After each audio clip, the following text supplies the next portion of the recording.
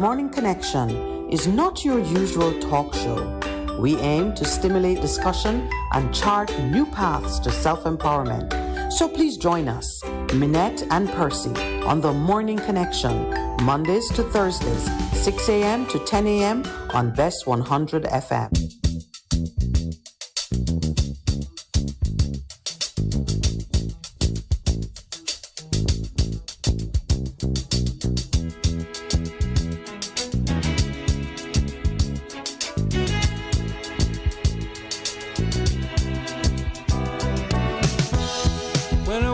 In the morning, love,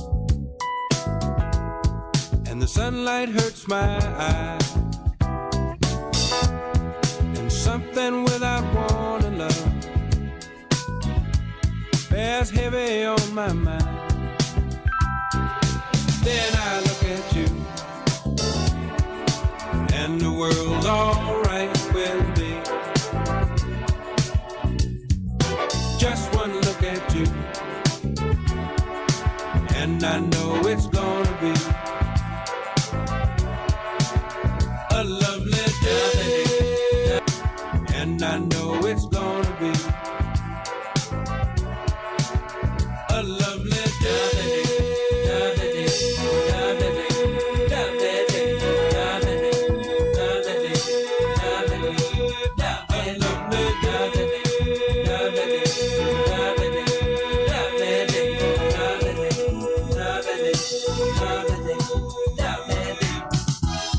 When the day that lies ahead of me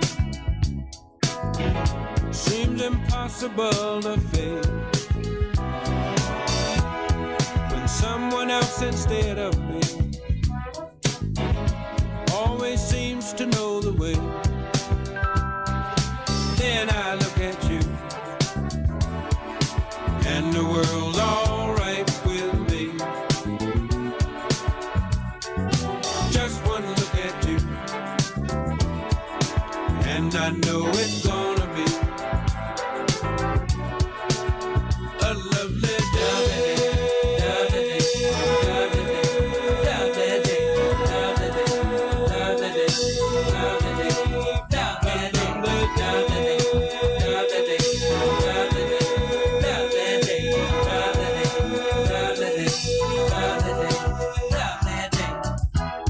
When the day that lies ahead of me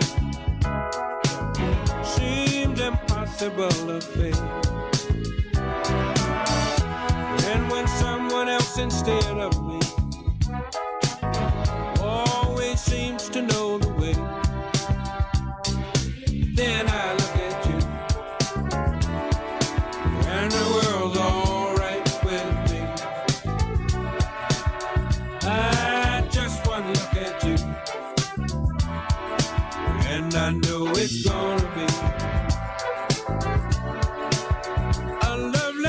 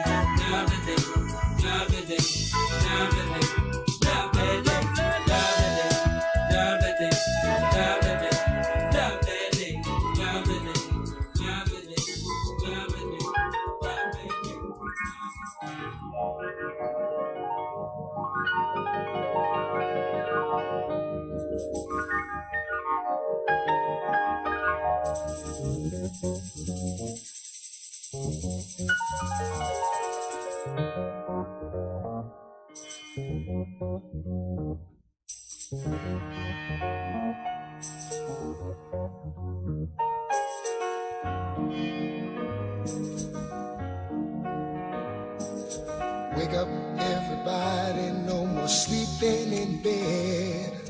No more backward thinking, time for thinking ahead. The world has changed so very much from what it used to be. There's so much hatred, war and poverty.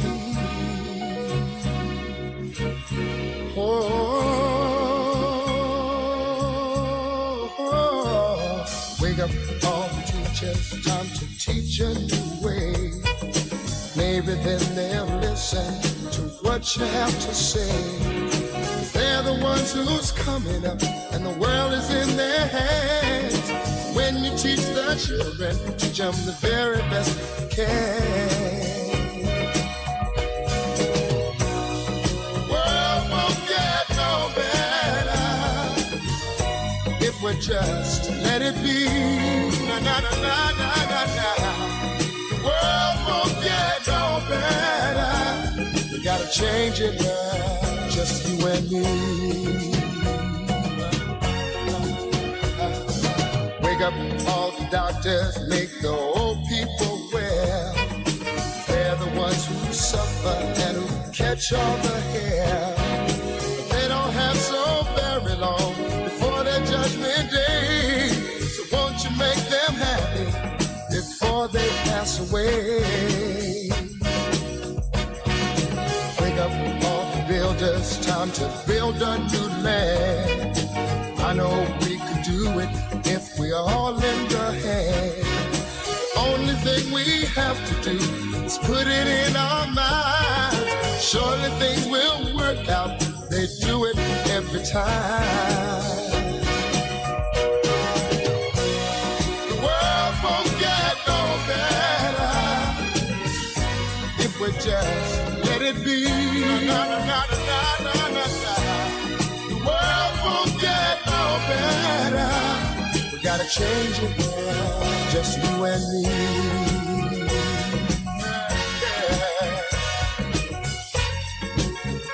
Change it, yeah, change it, yeah, just you and me.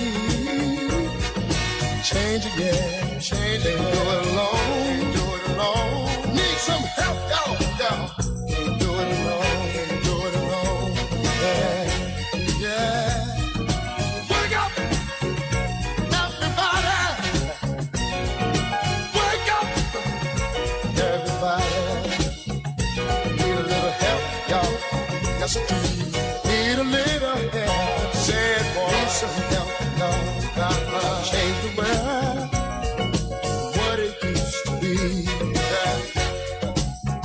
Do it alone, do it alone. Need some help, that, need some help, that. Wake up, everybody.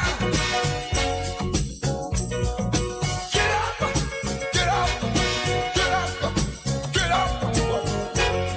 Wake up, come on, come on. Wake up, everybody. Teach a new way. Maybe then they'll listen what you have to say. Wake up, everybody. No more sleeping in bed. No more backward thinking. Time for thinking ahead. Come on.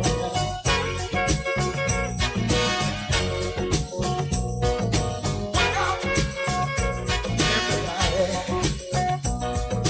I'm talking about don't push out. Stop pushing that dope. Don't use us. Stop using the dope.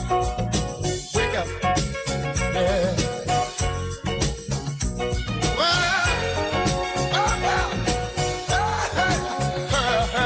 Wonder what you tell me now. Wonder what you tell me now. False fire. False preaching. Yeah, yeah. False teaching. Yeah, yeah. Wake up, y'all. Come on. You preachers. Stop preaching what you teach. Teach the truth. Wake up, preachers. Liars. Politicians. Well, stop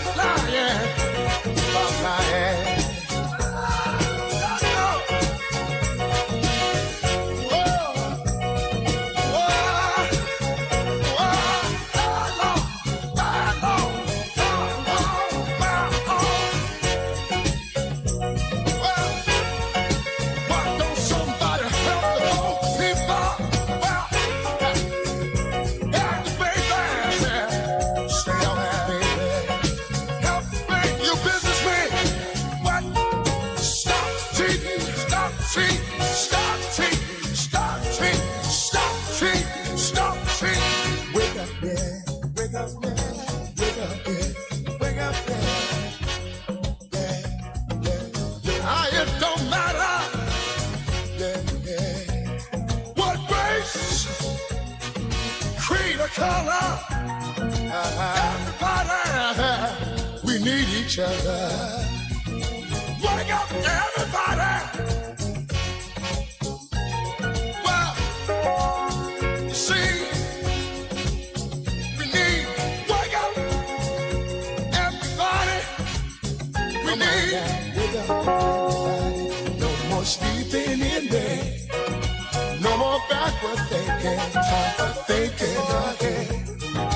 Wake up, all the teachers start to teach a new way. They're the ones that suffer each and every day. Teach the children, teach the baby, teach the babies, teach the children, teach the children, teach the babies, teach the children.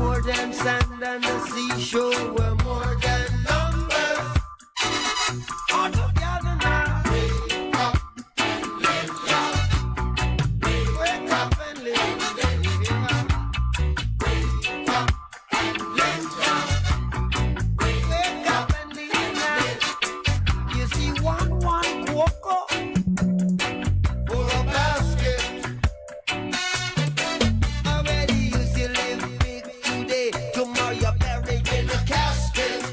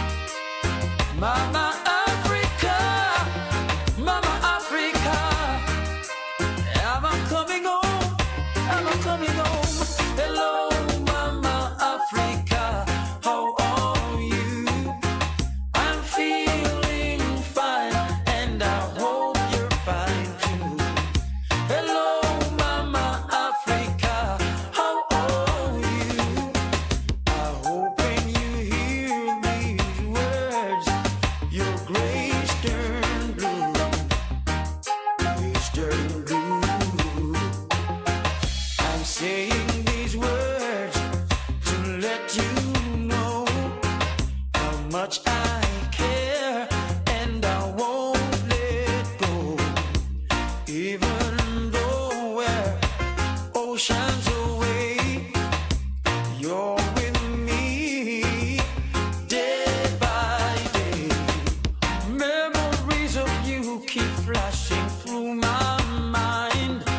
The very thought of you make my time. Hello, Mama Africa, how are you? I'm feeling fine, and I hope you're fine too. Hello, Mama Africa, how are you? I hope when you hear these words, your grace turn blue, grace turn blue. Don't you worry now, I won't be long. Sweet paradise, I'm coming soon. When I'm with you, I can't be wrong. If not in May, then you'll see me in June. Hello, Mama Africa, how are you? I'm feeling fine, and I hope you're fine too. Hello, Mama Africa, how are you? I hope when you hear these words, your grace turn blue, grace turn blue. The sweetest things are there to be found. The golden sunshine, the wind that blows around, the fresh vegetation which comes from the earth. Oh, Mama Africa, you make me know what life is worth. Hey, hello, Mama Africa, how are you? I'm feeling fine, and I hope you're fine too. Hello, Mama Africa, how are you? I hope when you hear these words, your grace turn blue, your grace turn blue, Mama Africa. Hello, Mama. Good morning and welcome to the Morning Connection. Thank you to those who have joined us online and those who have joined us on air. We welcome you to this new week, the start of a work week in September. Today is the 12th of September, one day after 9/11, and only 3 days since the passing of Her Majesty Queen Elizabeth. Well, of course, we are going to have our own statements to make on what it means for Jamaica that Queen Elizabeth has passed on and there is a successor on the throne. Something we need to discuss, think about, and to the extent that we're all able to let our thoughts be known to those who are occupying the seat of power. But that will come later in the program, and I'm sure many of you will want to express your views when we are taking calls. We may start taking calls earlier this morning because yours truly is alone in the studio. Pastor Percival will not be joining me this morning. Good morning to you, Pastor Percy. I do hope you feel better. On the other side of the studio, because there's a wall, so I'm alone on my side, are the others who shared the job with me this morning. Good morning, Mr. Producer. And Miss Eden with the fabulous hairstyle. I wanted her to come on camera so you could see her hairstyle. And of course, Lloyd, who so confidently and faithfully starts the show even before we roll into the station. I keep promising him that one morning he's going to have to deliver on that faith when we don't show up and the morning connection has started. But good morning to you, my brother. Thank you, not just for being on time and being on point, but also the choice of music keeps getting better and better.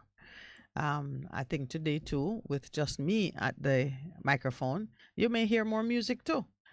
A day of surprises. You know, I'm one of those persons who believe that if life throws you lemons, make lemonade. So I miss Pastor Percival. He would have launched into his homily already. So I'm gonna have to fill that spot. All right. Well, good morning, good morning, good morning. I am excited to be here because so much has happened. I really feel as if I had no weekend. I got up this morning trying to think, okay, what day is it? Because we were not here with you on Friday, and Friday was the day on which Her Majesty was taken from duty in this realm.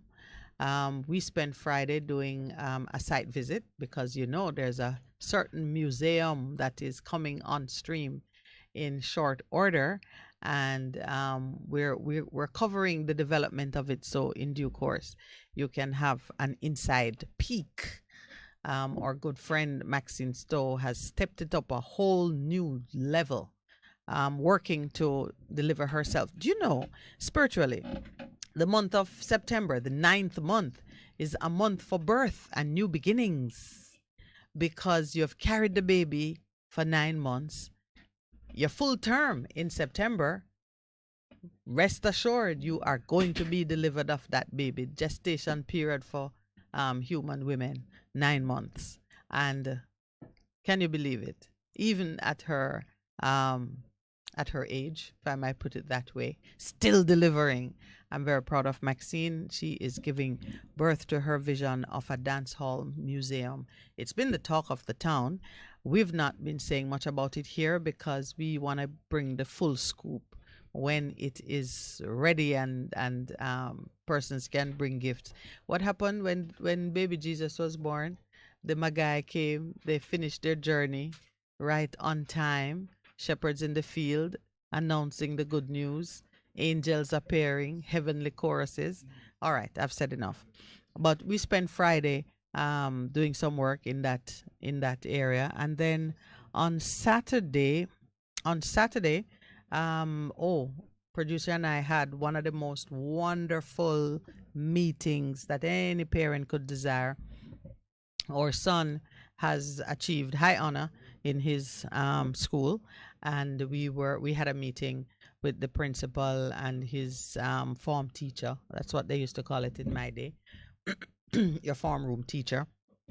And it was just a joy, such a blessing to hear the delivery and to understand that he's maturing as a decent young man with great leadership ability and great discipline and commitment, not just to his academic work, but also to his peers. I mean, he's running, what do you call it again?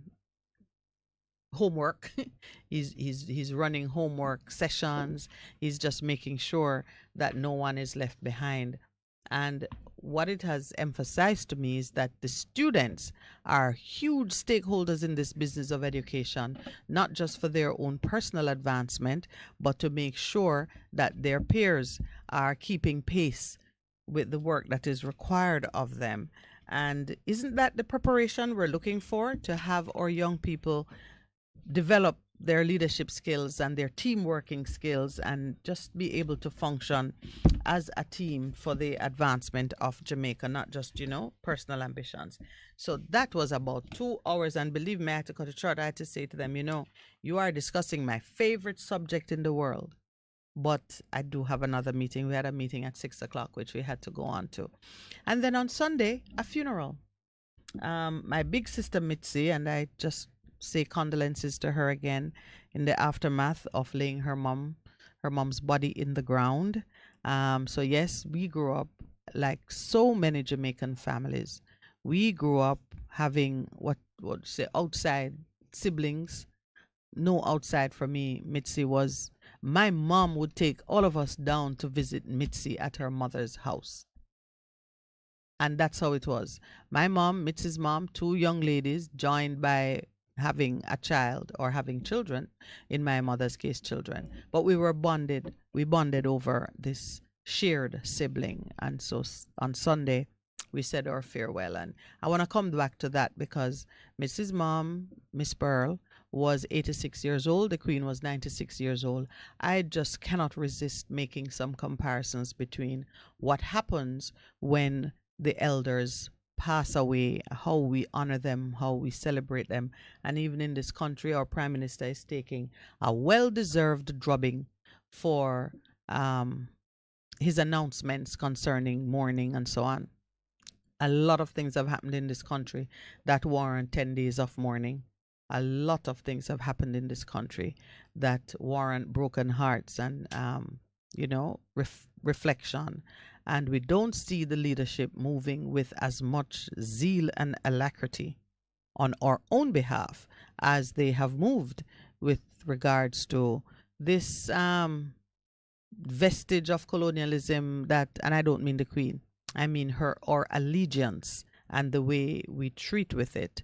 Her body was probably not cold on the bed, but the Chief Justice had already sent out his instructions.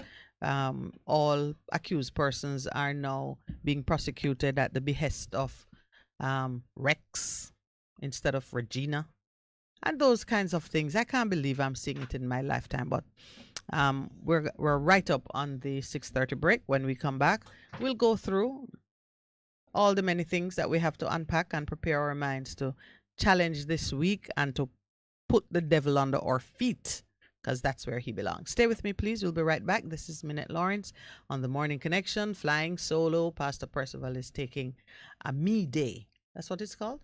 A personal day. A difference you can hear. A difference you can feel. Bess FM-100 on your dial. Keep listening. We're ever ready to assist you before, during, and after a disaster. Hurricanes can happen, so be prepared. Veteran Printers for all your printing needs. We specialize in calendars, flyers, brochures, and more. Call us today at 968-7506. That's 968-7506. Or visit us at 4 East Bloomsbury Road, off Hagley Park Road. Veteran Printers, your best choice in printing. Half a tree, one and drive, half a tree. Bossy, how you do I take taxi star? Jano, I want to tell you, say, 2 months now, my transmission mash up, and me check everybody and can't hear nothing positive. Yeah, hear me? You waste all that time I shop around and never call the experts. Winters Auto have them. Them have over 35 years of experience and them diagnose the problem and get back your transmission brand new. For them service excellent and efficient. Trust me, man. Yeah, hear me? Call them at 929-7040 or go to them at 106 Maxfield Avenue, Kingston 13 and talk directly to the boss. Just tell them I'm me, send you. You big star. Yeah, man, respect my boss. I try and call cause trust me. Auto Spares and Repairs. Good afternoon. What a relief. Bess100 FM is the authentic voice of Jamaica, promoting your prosperity with better vibes and better music. Let us promote your goods and services for you. Advertise with us. For more information, call our office at 876-276-8935. That's 276-8935. The Morning Connection is not your usual talk show. We aim to stimulate discussion and chart new paths to self-empowerment. So please join us, Minett and Percy, on The Morning Connection, Mondays to Thursdays, 6 a.m. to 10 a.m. on Bess100 FM. It's good, it's better, but nothing beats.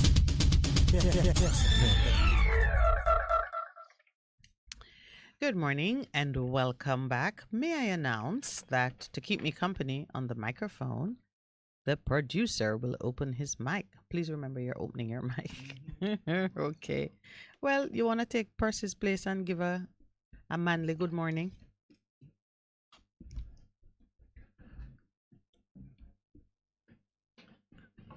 Good morning, Jamaica.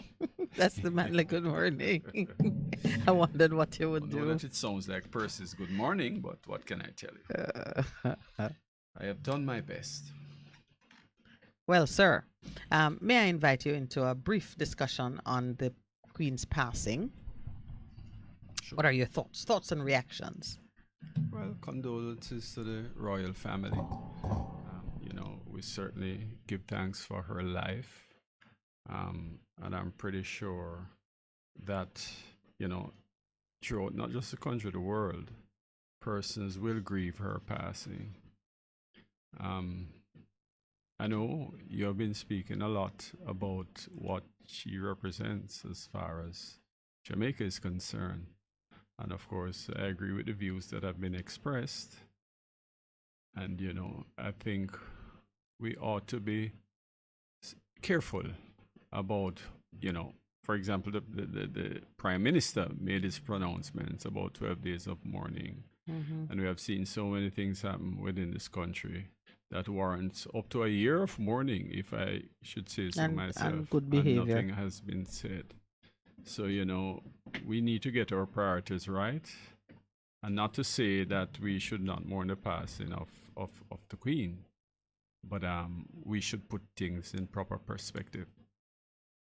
Well, yeah, thank you for giving me the opportunity to have a conversation on it as opposed to just a speech or soliloquy or monologue. I don't think we should mourn the Queen in the sense of the way you would mourn someone of whom you have fond memories, with whom you have a personal connection or a meaningful connection. And by meaningful, I'm emphasizing a connection that has worked to your distinct benefit. I reserve mourning for loved ones, but I think it is right and fitting that we acknowledge her passing and that we do so with respect, because the honor you give is the honor you receive. And if we go about, being uncaring and frivolous in our response to something that signifies a change in anyone's circumstances, then it would mean we don't have the heart that we are demanding of others. So I'm being very careful to articulate that position that whether you like someone or not, the end of a life, the end of an era, that person's death and passing is to be acknowledged in various ways. In hers, I say it may be that she truly desired to do penance, to address the issue of her bloodline, her family's rape, pillage, murder, exploitation of innocent and helpless persons, not just once, but time and time again, carrying it from generation to generation. And even in today's experience, the Windrush generation continues to suffer under the boot heel of an uncaring government, institution, monarchy. Maybe, given all that is said about her own personal qualities of piety and dignity and compassion, that she would have wanted to address it, before she dies. And so, having died, I say to myself that she may have died with some regret that she didn't get to do it. I understand that persons are trapped within the constraints of what's happening in their time and politics and so on. And she may have been slowly trying to work her country towards that place, and she died not having done it. So I said, wow, if she is the woman they all say she is, and that she was a God-fearing, conscientious person, then she may have said something on her deathbed to her son. I hope she did, but there would be some regret that she didn't do it. Yes, I agree. I would like to think that she did. I have seen enough signs to say that, yes, she was God-fearing. At the same time, we are in control of our own country, I would like to think. And, in saying that, our leaders should take charge. It's about time we start to deal with our country ourselves. We can't be swearing allegiance to the Queen. What is that about? Come on. You and I may shortly go to a place where they will ask us to rise and say something. Let's see how that goes, because I don't think it can come off my lips personally. It never did. I mean, when I started to practice law and was introduced to the pomp and pageantry of the other time, there's something ridiculous and confusing to walk into a court of black men and see white wigs on their head and see them with all the color and the pageantry that comes from Britain that you would see on TV or in, there's just something weird. To me, it's like we're play acting when I see it. Thankfully, the wigs are gone. But when you stand in a courtroom down in the heat of St. Elizabeth or, one of the out-of-town courts and hear them rise, saying, all rise, and saying, God save the Queen, and now to go and say, God save the King, me sure there's going to be some good humor as they try to make the transition. And to say, we used to say the Queen against Lowell Lawrence, now it's going to be the King or Rex against, and some people going to want to, used to be Regina, some people going to want to fiddle with the Latin, even to have these Latin phrases on our paperwork. There's just something out of this world ridiculous about it. And to think that for a space in time, we had the opportunity, we wouldn't have had to offend the Queen. She's dead and gone. And believe me, our kids and our grandkids are not expecting anything better from us. And we didn't even pause.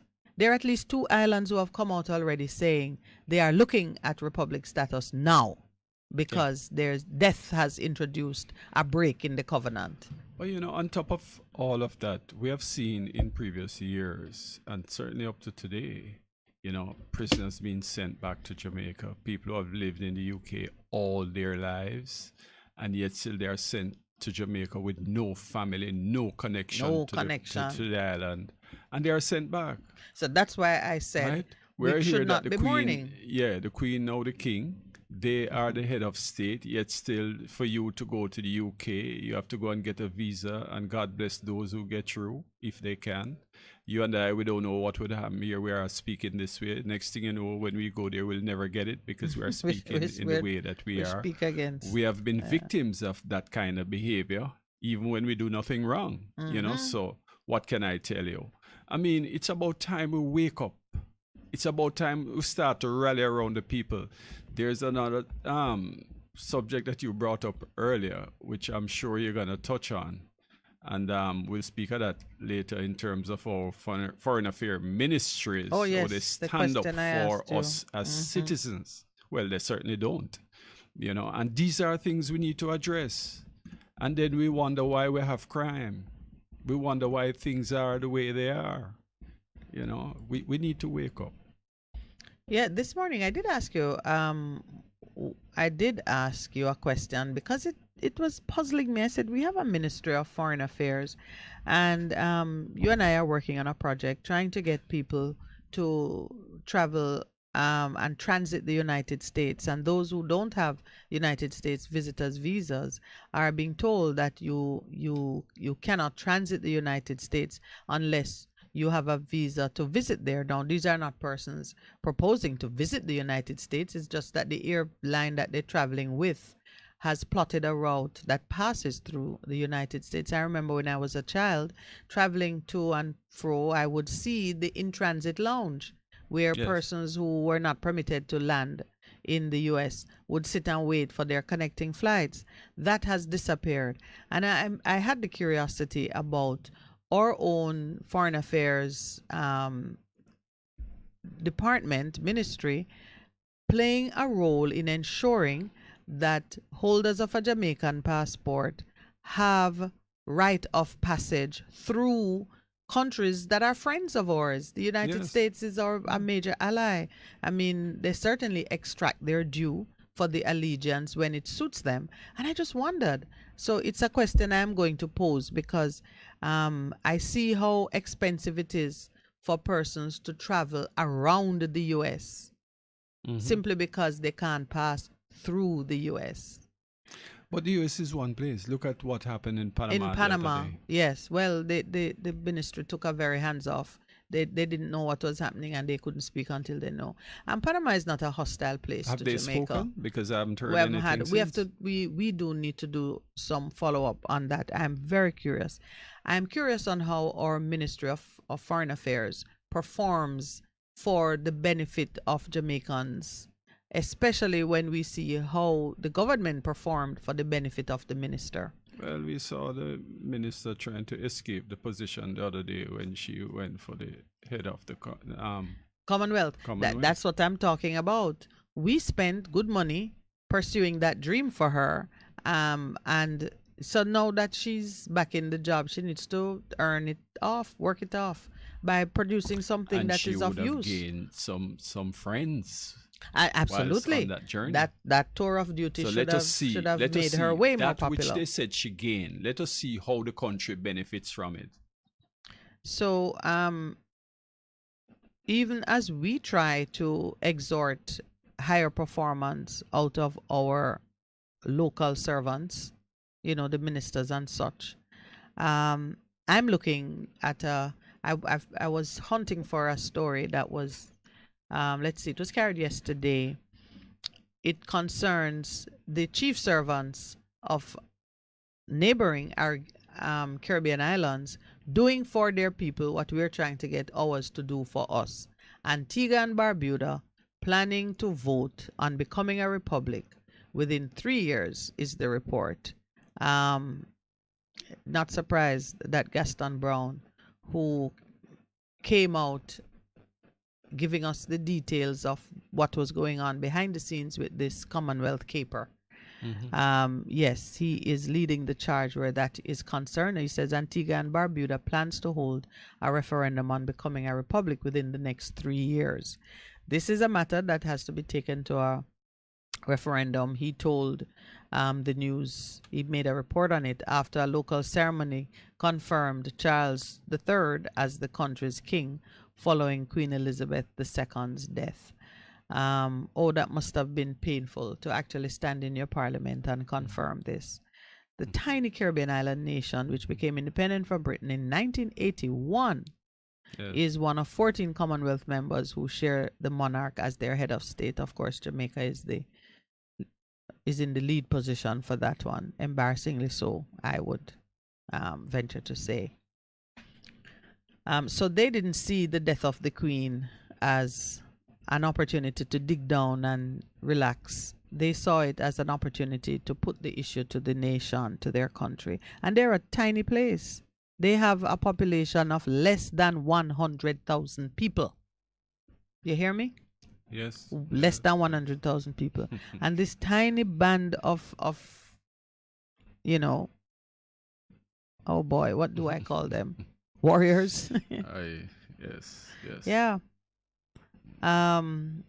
Jamaica says we may follow, but we've got to see just a lot more positive movement in that direction. I recall that on the day they were celebrating African peoples, Minister Grange's announcement in the papers, or she was quoted as saying that we're going to fight for reparations. Any evidence of it, sir? None that I can see. I'd like for somebody to put together, and it might have been done before, but certainly it would be worth repeating, especially now, the pros and cons of the British monarchy as it relates to Jamaica. Why should we keep it? Why should we not keep it? Well, I'm pretty sure at the end of the day, it will be heavily weighted towards letting it go. But it would be useful for the people to understand what it represents, because people are giving opinions without having a full understanding of what it means for us as a country. And it's about a time we start to educate our population on these matters so that they can take informed decisions. Because oftentimes people are just repeating what they hear, not having a full understanding or grasp of what it means to them. Because at the end of the day, the question will always be asked, what does it mean to me? Why should I care? And people need to understand why they should care about these things. Yeah. I know for sure there was a very interesting article on the weekend, published on the weekend, comparing formal media response to the news of the Queen's death to social media response. Yes. As you know, social media is really just the uncensored voice of the people. Right. And some of it was irreverent, some of it quite hilarious. On social media, the Prime Minister took a drubbing. Yes. I mean, there were offers because of the pronouncement and the recent trauma from the pandemic. Persons were making jokes about whether or not he had given a sufficiently clear instruction so we wouldn't be penalized because we were fined for not wearing masks. Yes. There were offers about mourning. If we are to mourn, please tell us, sir, what is the level of grief we need to display, and so on and so forth. But I see behind that the ordinary man rejecting this idea Yes. that, one, we are required to mourn. Yes. And that caused me to reflect on what does it mean to mourn. Yes. And what is the right response of an oppressed people to the death of the oppressor. We've spoken about it before. I had looked at when your enemy's neck is under your foot, what is your response? This is slightly different because she has died because it is appointed to man that they die. And it's good to know that the rich and the powerful, they also die. That might be your victory, but that's not the victory that you participated in creating. That is just how the Lord rescues us sometimes. You just want to hang on until the oppressor dies because he must die. You know, it's interesting. I mean, we live by kingdom principles and we talk about forgiveness. Mm-hmm. And certainly, yes, I believe it. I live it, to the best of my ability. This is not even about, the Queen anymore. It's about our own people, our leadership. That's what it's about, But it's always about that. Because even when we say forgiveness, forgiveness is necessary in the absence of repentance. Yes. The individual may not have repented. I pray for her own soul, meaning I hope that she did repent. But we know that repentance comes with conduct that displays the change of heart. We didn't see the change of heart during her lifetime. But you know what? Deathbed pronouncements sometimes are even more powerful than the things you say in life. If she left her son with a clear instruction to step away from the path of destruction, what we are doing with these people whom we colonized and don't have the courage to take responsibility for the damage we have caused and to be bold and truthful about our repentance from that conduct. Her son will fare no better than she has done. She was a woman, from all accounts, she had wisdom and dignity, and she was a good grandmother to some. If you listen to for her grandson or grandchildren of mixed color, not so great. Yes. And at every turn, they've tried to silence the young woman who is speaking out, Harry's wife. Yes. So, I don't know that Archie is mourning the grandmother with quite the same intensity as the others because it seems he had less time with her in her presence. I tell you, when you are doing up the final accounts, when you're closing the books on a person's life, it very much depends on where you're standing, doesn't it? It certainly does.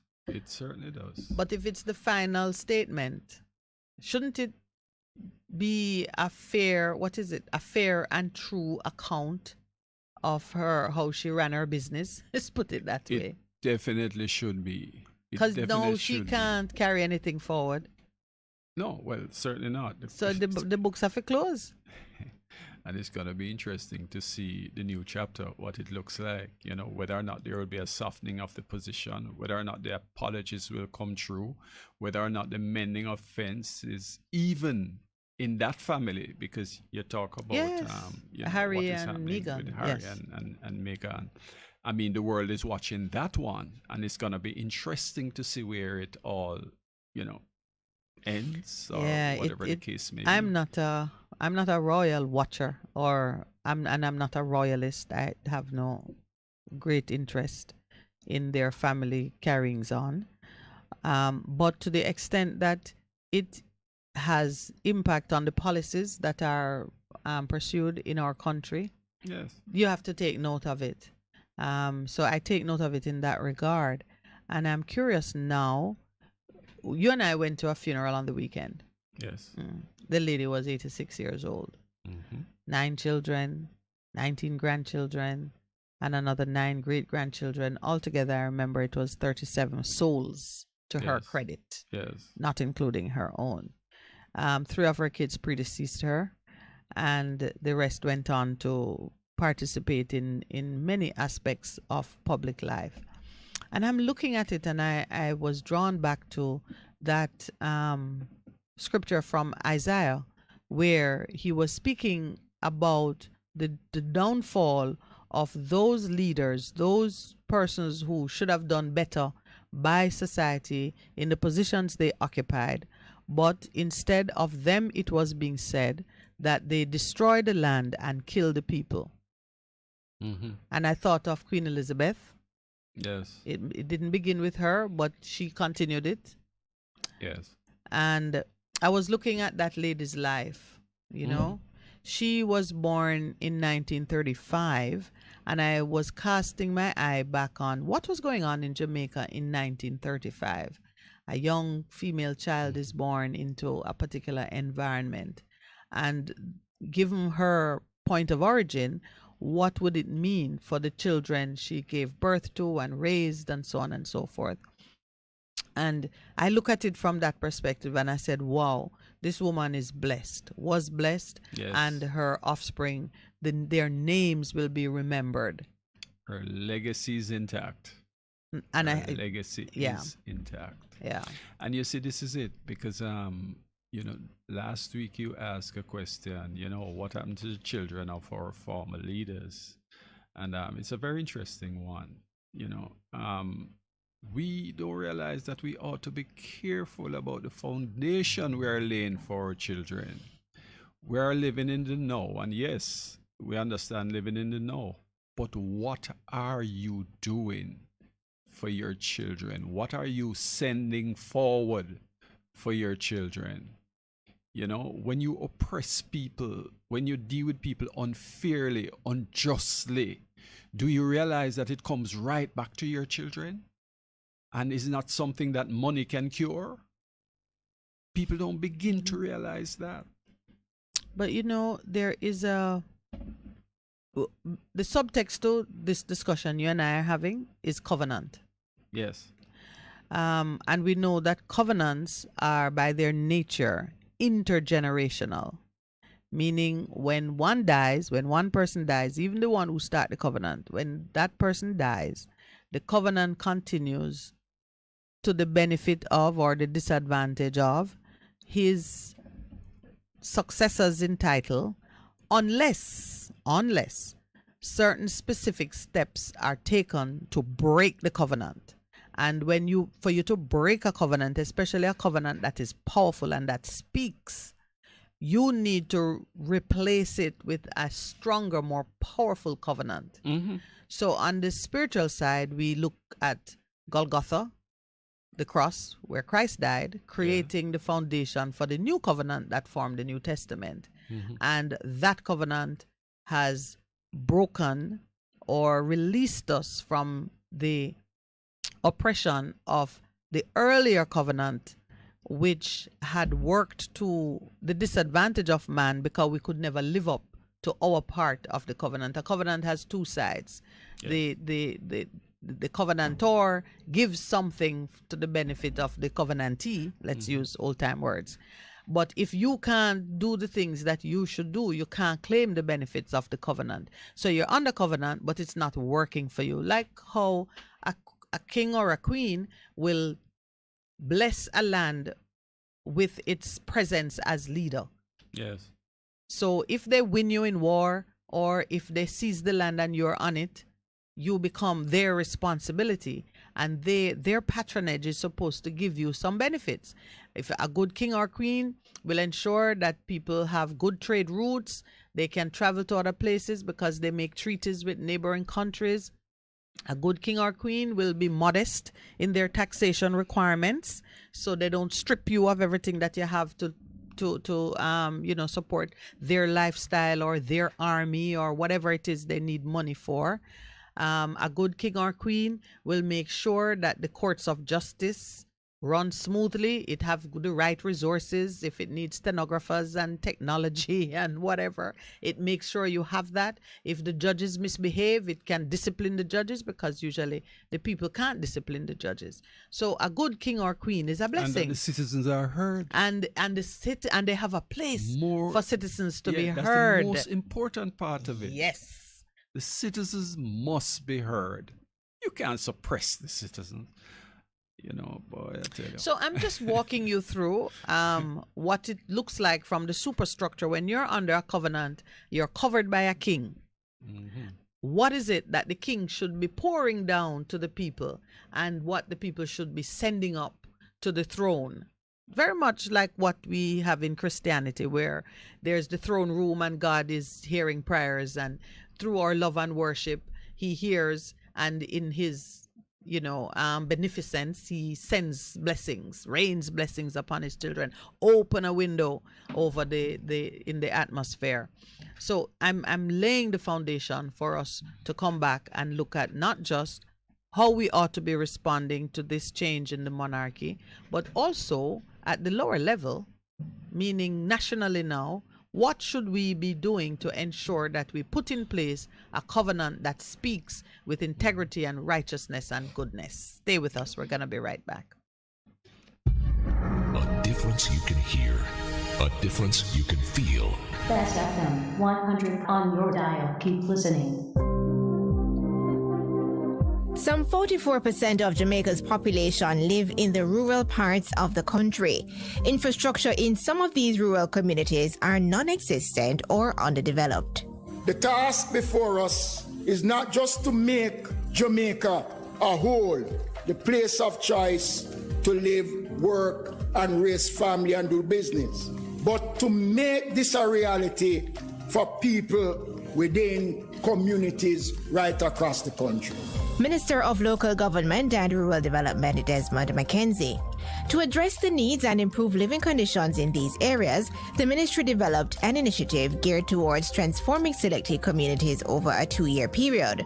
Under the project, dubbed the Rural Development Program, $650 million will be spent to develop Chambers Pen in Hanover, Cheswick in St. Thomas, Cheesefield in St. Catherine, Lawrence Tavern in St. Andrew, and one community in Clarendon. The works scheduled for this project include water, electrical infrastructure, internet access, roads, sidewalks, community parks, indigent housing, and we use the program to give new life to rural community over the next 2 years. The program, which will be replicated in the other rural communities across the country, is expected to create temporary and permanent employment opportunities. $223 million is being invested in upgrading infrastructure in Chambers Pen. The work is far advanced, with students attending the newly built primary school at the start of the 2022-23 academic year. Cheswick in St. Thomas is the second community that will be benefiting from the ministry's rural development program. The area was chosen because its infrastructure is underdeveloped and residents have made several reports of a lack of reliable water supply. What we are going to be rolling out in Cheswick over the next couple of months, we're going to be First of all, dealing with Hill 60. We will start the process to carry out the repairs to Hill 60. Rural Water will work with the National Water Commission to look at how to improve the water supply system to the community. Funds will be provided to have water trucked to the area until the series of developments are completed. 100 households have already been identified for retrofitting, and 6 houses will be built for persons in need. We are no longer just going to retrofit 100 houses and just leave it just like that.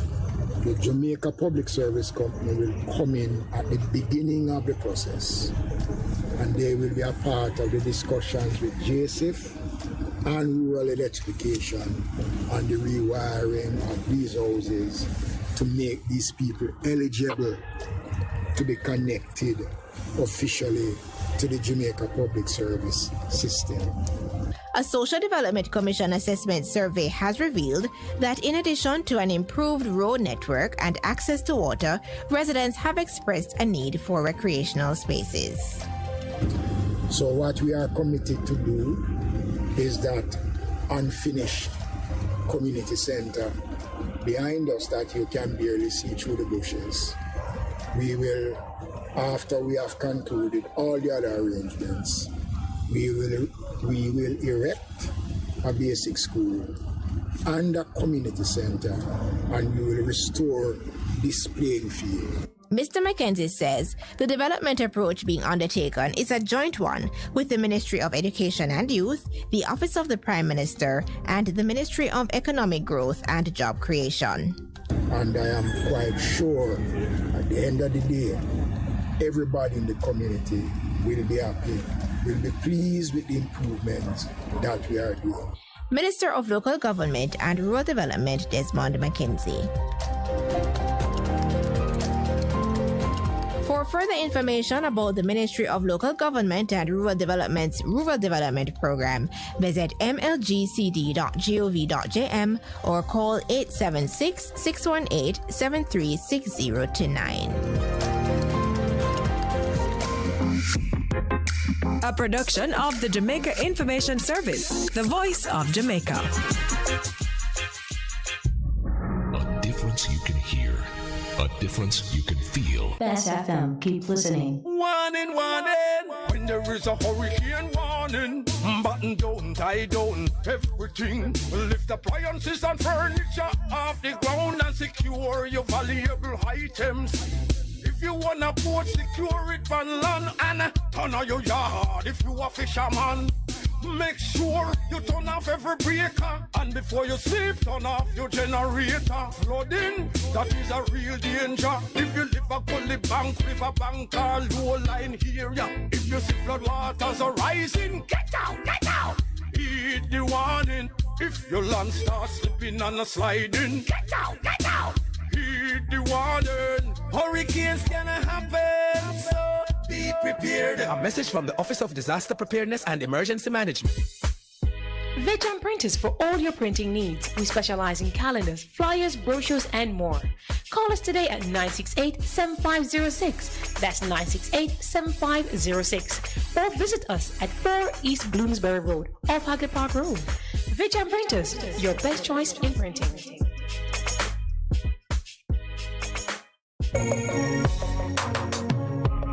Looking to clean your vehicle super clean?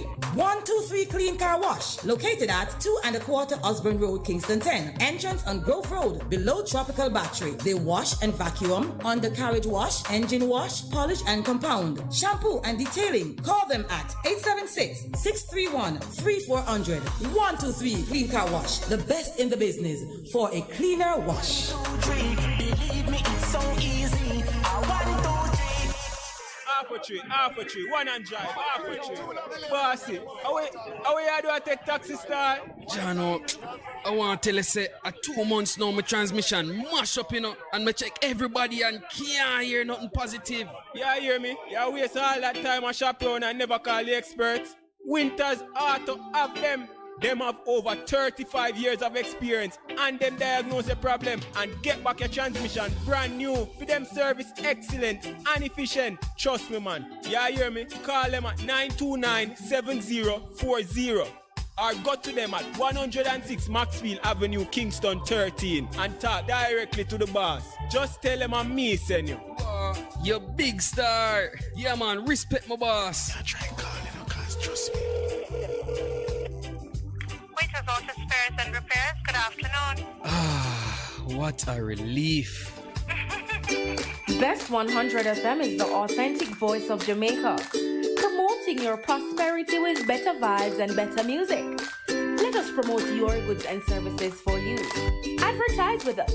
For more information, call our office at 876-276-8935. That's 276-8935. The Morning Connection is not your usual talk show. We aim to stimulate discussion and chart new paths to self-empowerment. So please join us, Minett and Percy, on The Morning Connection, Mondays to Thursdays, 6 a.m. to 10 a.m. on Bess100 FM. It's good, it's better, but nothing beats. All right. Oh, welcome back. And to those online who are chatting it up, oh, thank you so much for your input. We're gonna share it. Conrad, I feel you. And we're gonna talk about forgiveness, because forgiveness is not for the person who has been forgiven. It is for you who must release the negative energy that might cause you to be off track. And that's what we mean when we talk about forgiveness. How to do it is an important part of our development, because we can spend too much time being distracted by, the misdeeds of others, and we miss the opportunity to do what we need to do for ourselves in grace and with compassion and moving forward. Yes, but in all fairness, I think what Conrad is saying is that repentance and forgiveness go together, and he feels better. That's in your personal life. It goes together in your personal life. Yes. But you can't control when another man will repent. True. But I know what he's saying. But you can't have him up. I know what he's saying. He repent, becomes, and then I'll think about, Yeah. But you and I know that's not how it works. It won't work that way. Not how it works. And we're careful in separating the steps, because if you become bogged down with that thought process, it will hinder you. I have found it to be so. It's not even about now trying to please God. Take that out of the equation. It's not because we are, loving Christians why we talk about it. We know how the human mind works, and he designed it to work in a specific way. Despite the existence of the word multitask, we cannot multitask. Yes. We do things sequentially. We might shift priorities from time to time, and we might have certain things on our plate and say these are competing priorities, but we cannot do more than one thing at a time. The human brain. Right. And so if when I look at my husband, I'm seeing someone who abused me, I am going to be thinking on how I can fix that issue and get my justice. If I cannot take that off the front page of my mind, I will not be able to plan effectively for my family, for my own needs, for my country, for the business if we do business together, because I'm constantly being distracted by my preoccupation with that. So I have to release that. Yes, and that's what I am talking about. So the queen is dead and gone. She's beyond any rage that I might feel for all the opportunities she missed to do things right. Right. If I am wasting my energy just even spending time thinking about what she didn't do right, I will not be in a position to address her son, who is sitting in the seat now, and I don't want him to make the same mistake she did. So I have to release that and focus on the here and now. That's for me, for my own progress. She has missed her opportunity, and pray he doesn't miss his. But in terms of our well-being, our spiritual health, and our ability to focus and drive the bus in the right direction, we gotta stop looking in the rearview mirror. Yeah, So, and that's true. And I'm sure Conrad will agree with that part. Then he asked the big question, why Jamaicans don't make their own covenants?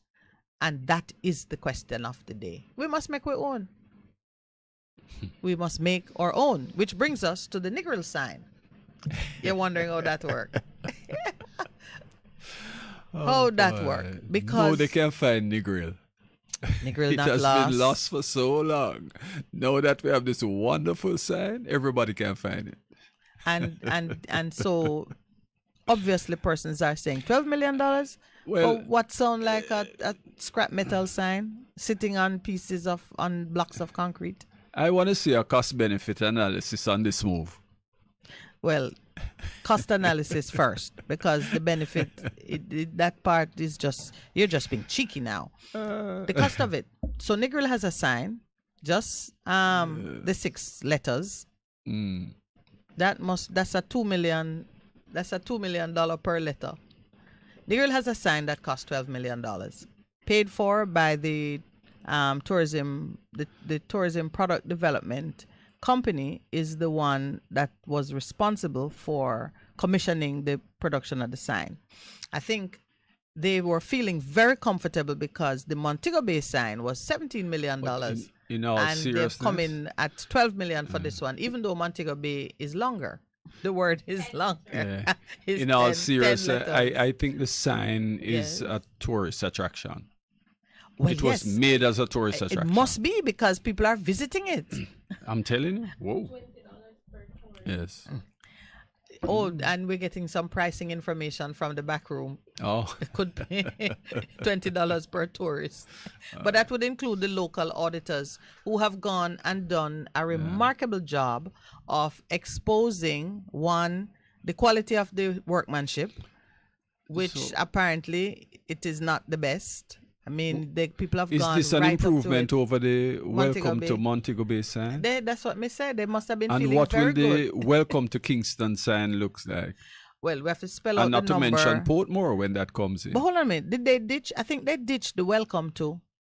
Was To welcome where? to a part of the Mobe sign? No, you say is this a part of the I don't welcome to recall. Mobe? I don't think. They've I say been welcome spare. to, but you know. Yeah, they've been very spare. We can applaud them for that. No extra words. It's just Negril. I think the other one was Montego Bay. And they just take the fun out of the fun the tourists get to try to To find the try and place. find Negril. Yeah, it's a part of the fun. Yeah, the colors are beautiful. The idea of how they have positioned it, they're like on plinths, concrete plinths. You see it in the newspaper, but you've got to check out what's going on social media, what people are saying. So And I'm sure it will be soon overgrown by the plants that they put right beside it. yeah, well, what you're gonna hear now is that the maintenance contract is about $12 million per year, To so trim the people can plants. trim the plants, wash off the concrete, and keep it looking. And there's a hilarious post on Instagram, is it, where someone said one good gust of wind, and you see all of the Negril letters in the air. Because so it is if you have battened it down and kept it from disappearing in when there's a strong burst of wind. So under that covenant, what are we getting? See, before the break, I was saying to you, the covenant with a king is you get the coverage from the king, security, leadership, good policies for trade and so on, treaties with your neighbors and so on. That's what you're looking for under the king. And reasonable taxation, where you pay tribute to the king for covering you, but it's not so extortionate that you begin to grumble and complain. Yes. All right. So we've had the British monarch as our head of state. I'm not sure what we get except membership in the Commonwealth, and we see what that cost us when Kamina tried to pursue it. So it's time for someone to catalog the benefits of being under this coverage, limited though it is in terms of we have parliamentary independence. We should look at the benefits of that covenant mostly, and we should look at the deficits. Mostly what we have experienced is a parliamentary style of management which makes the parliament answerable to the monarch, frustrates the people who vote them in, in the exercise of any power we might have to censure them, recall them, hold them accountable, and inquire usefully or meaningfully into their behavior. So you have members of parliament, and you have local government arrangements that are superseded by centralized management institutions like the National Works Agency that I think is Hanover said they want to kick them out. The Hanover Municipal Organization says the NWA should come out of their business because they're not getting good service. So we are not maintaining any good arrangements under this covenant for ourselves, because we can't blame the Queen for what happened with Negril and the Negril sign. We can't blame her. She has left us to run that part of our affairs. That sign in Negril, I tell you, there are many things, like every day you see something that you said, that there is the last straw. We have so many last straws now that we should just go up in flames. That is just a joke. Persons are taking pictures of the gaps in the metal work that tell you that water going to go into it, it's going rusty up. And, you know, some have even threatened that the scrap metal people are just going to pull it apart because they've gone and they've sounded it, knock on it, and discovered like that is some kind of metal fabrication. Yes. So in this day and age, when people are using fiberglass and things that are more impervious to the elements, we make a metal sign and paint it beautifully. I don't know if the paint job is as beautiful as it looks in the picture, but the colors they chose are nice. You know, the neon color. And I just look at the lineup of people on the front page. It made the front page. And there are some things that are immediately eye-catching. Jamaica with so much verdant greenery. You have some scraggly plants around it. You're telling me we couldn't put some full bush? Look at it and tell me. No, but you're going to expose it now. This is the photo session. Make it look lush. Even if later on, you know, they go, oh boy. And to see the people clapping, it so reminds me of the emperor's brand new garments. Yes. Watch the people around it looking as if this is the best thing ever. Well, you know, I know the pause that B is just Shame sitting on and us. said, don't worry, 9-day wonder, it soon pass. So they just sit down and wait it out. It really don't mean a thing to them, you know, so. But I can tell you, there must be somebody in the tax offices who is going to give CJ's construction a call. Because the name out there, you don't have to ask who get the money for this ridiculous sign. I guarantee you they'll quicker give you a call. Oh, well, so, they already know my situation. Negril's Jam Iconic $12 million welcome sign, sponsored by the Tourism Development Company Limited, TPDCO, with construction by CJ's Construction, now greets travelers to the resort town following its official unveiling last Friday. And the tourism minister is cheering it on, looking just like the emperor. You can finish that thought. That's a complete thought. No, I mean, just looking as if, wow, this is the best suit I've ever worn. Come on, Jamaica. Anyway, it's $12 million at a time when people are going back to school and feeling the pain of what it costs to make things work. Persons are struggling. That $12 million could have start fixing back the bridge in Troy, or provide subsidies, or provide transportation subsidies to move the teachers and the students who have to travel an additional 17 miles to get to school. And, you know, until we begin to just see the immediate connections between the waste and the suffering, we're not going to have a sufficient motivation to get things right. Kevin Galloway says, he said it ends with "for Jesus' sake." I'm assuming that he's at the Newmarket police station selling a little pear, plantain, and banana. Praise the Lord's anointed maid servants and men servants for Christ. Hallelujah. Straight Up says, Minett, see if you can fathom why Britain is having only 10 days of mourning while the great Mr. Holness has declared 12 days of mourning. Was it to cramp the PNP conference? Well, the PNP already said my conference is going on. PNP could dub their conference as a 9-night for Mrs. Queen. What do you think? Some of us must outdo the other. So if them have 10, then we're going to 12. Yeah, that way we are ahead of them. Yes, and somebody who is sick in bed says TPDCO is a slush fund. You don't recognize who is saying that? Who we know should be sick in bed. But bless you, Pastor Percy, for weighing in on it. Let me see what else now. Conrad says, this fool tourist arrival is up and he's gloating that 5,000 more tourists come to Jamaica. However, remittance from abroad is more than what tourists bring to Jamaica. Boy, that is true. Remittance money is like, what, $3 billion a year. And then he invites the Queen to do something that she is no longer able to do, Conrad. She has died. Do you see what Conrad wants the Queen to do? Oh, no, we won't. Yeah, he wants a kiss from the Queen, but she can't kiss you anymore. She died.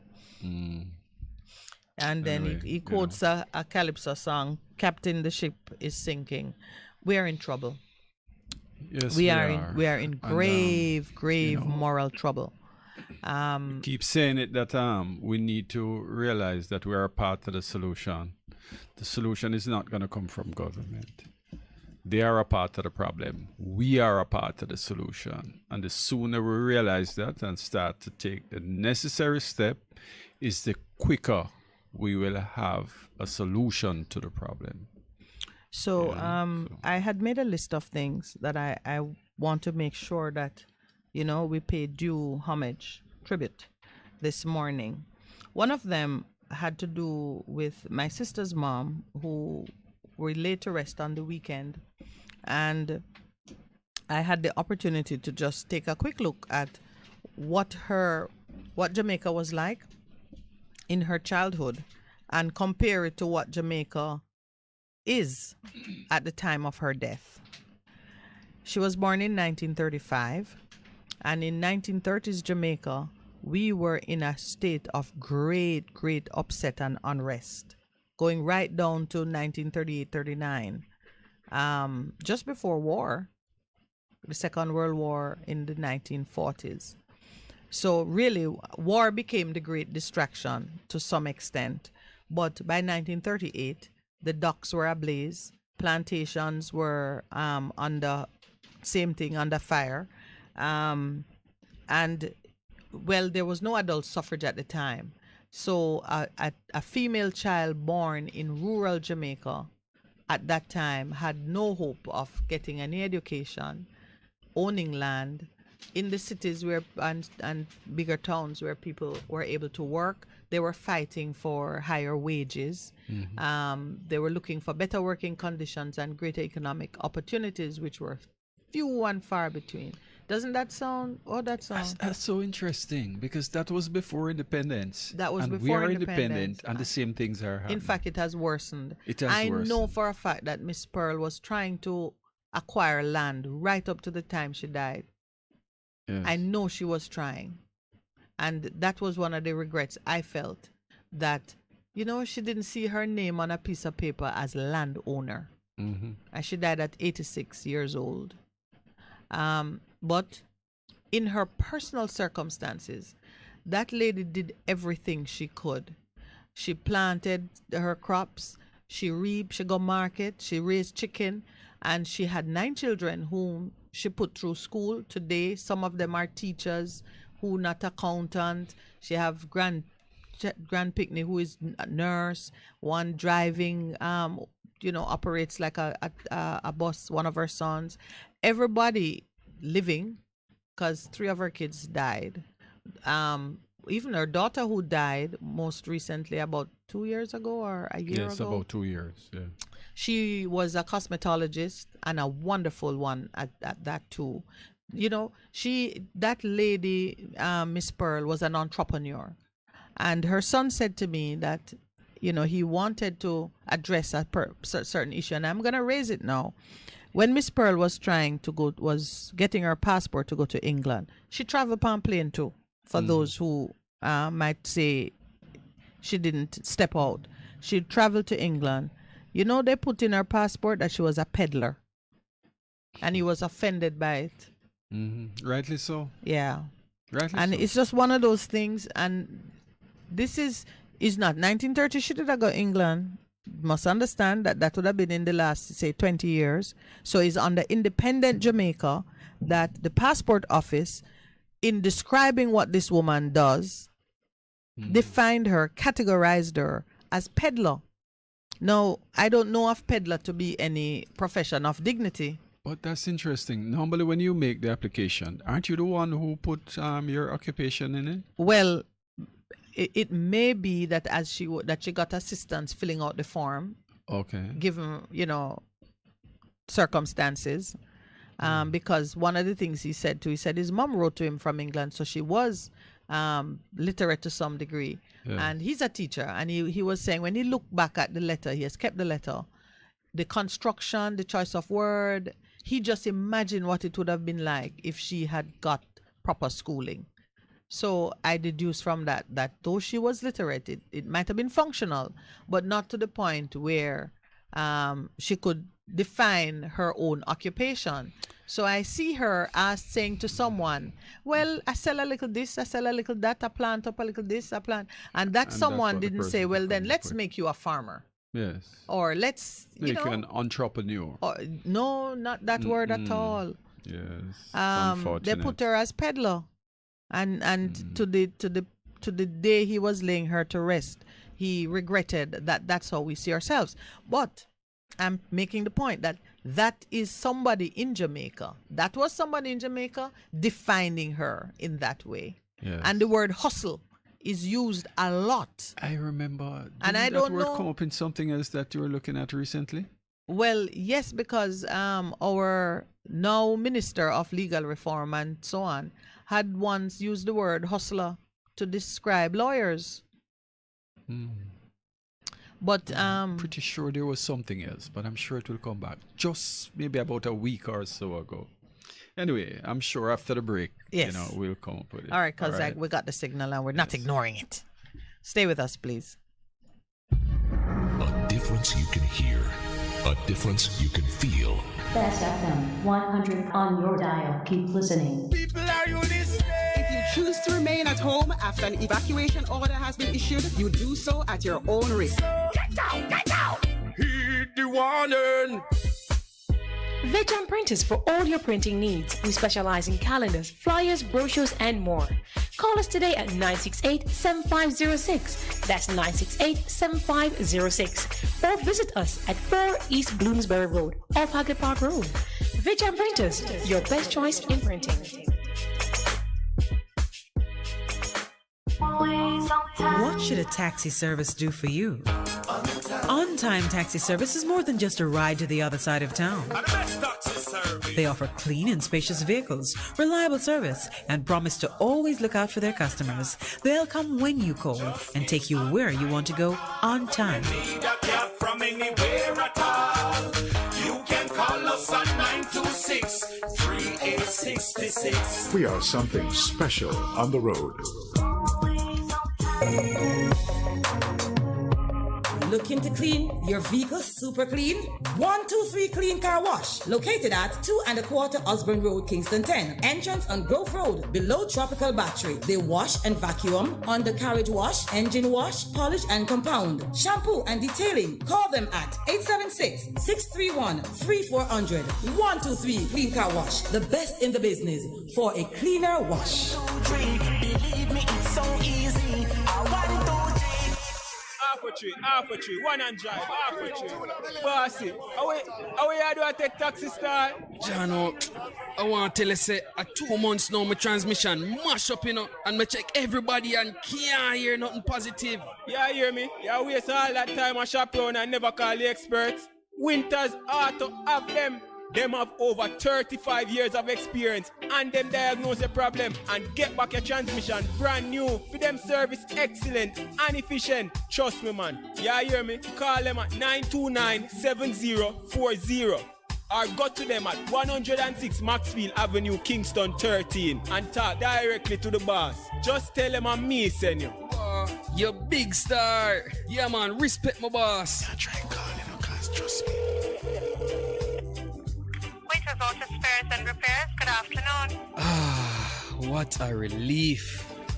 The Morning Connection is not your usual talk show. We aim to stimulate discussion and chart new paths to self-empowerment. So please join us, Minett and Percy, on The Morning Connection, Mondays to Thursdays, 6 a.m. to 10 a.m. on Bess100 FM. It's good, it's better, but nothing beats.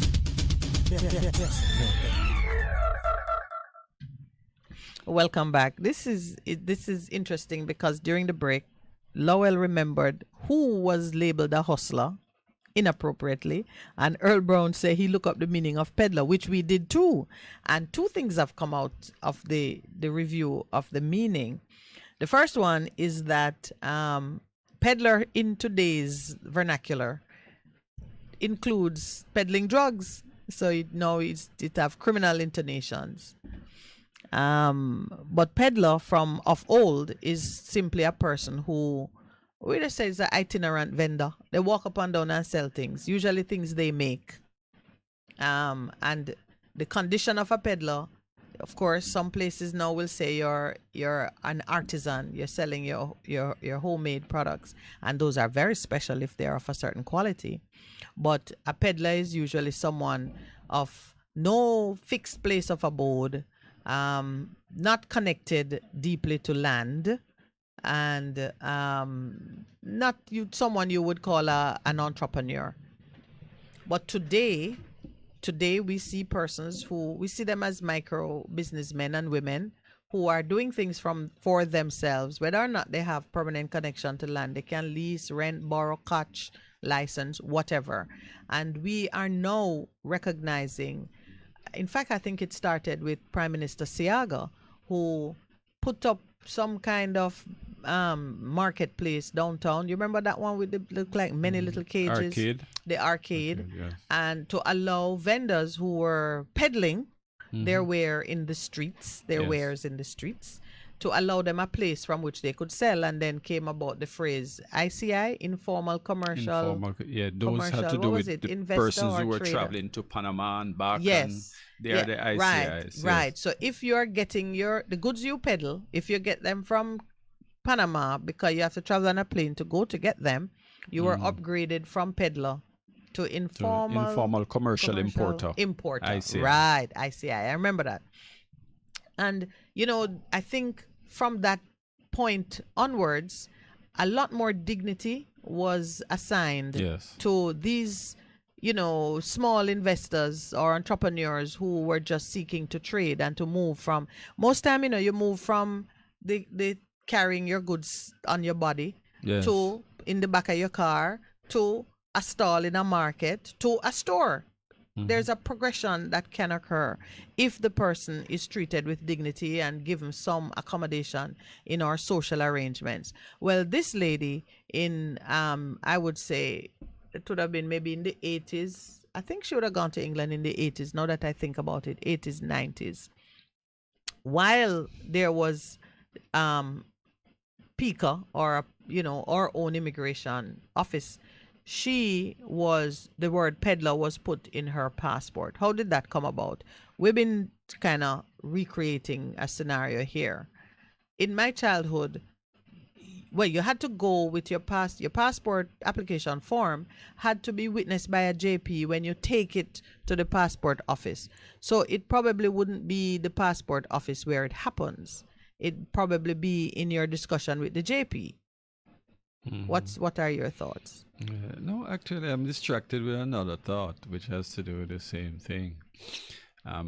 We live in a world where you can now buy your things online and have it delivered to you, or you can have things come to you and you pay for them. Do you realize how way ahead of her time she was when she took the goods to the people and she was they peddling pay for it? Yes. But you see, and the other part too, it was fresh produce she was doing, because she used to do vegetables and farm produce, and sometimes she did fish, which she had to go buy it Yes. and then right. There you go. So Yeah. instead of you going to the Peddlers market were or way the ahead of their supermarket, time. they're we're saying. taking it to you. They take it to Yes. you. Convenience. Yeah. Whoa. And everything in marketing has moved on to that place. Yes. Make so it you convenient think, no, for they the save shopper. your gas, they save you everything. Yeah. They come to you. Isn't that something? But they were yet they were disparaged. Anyway.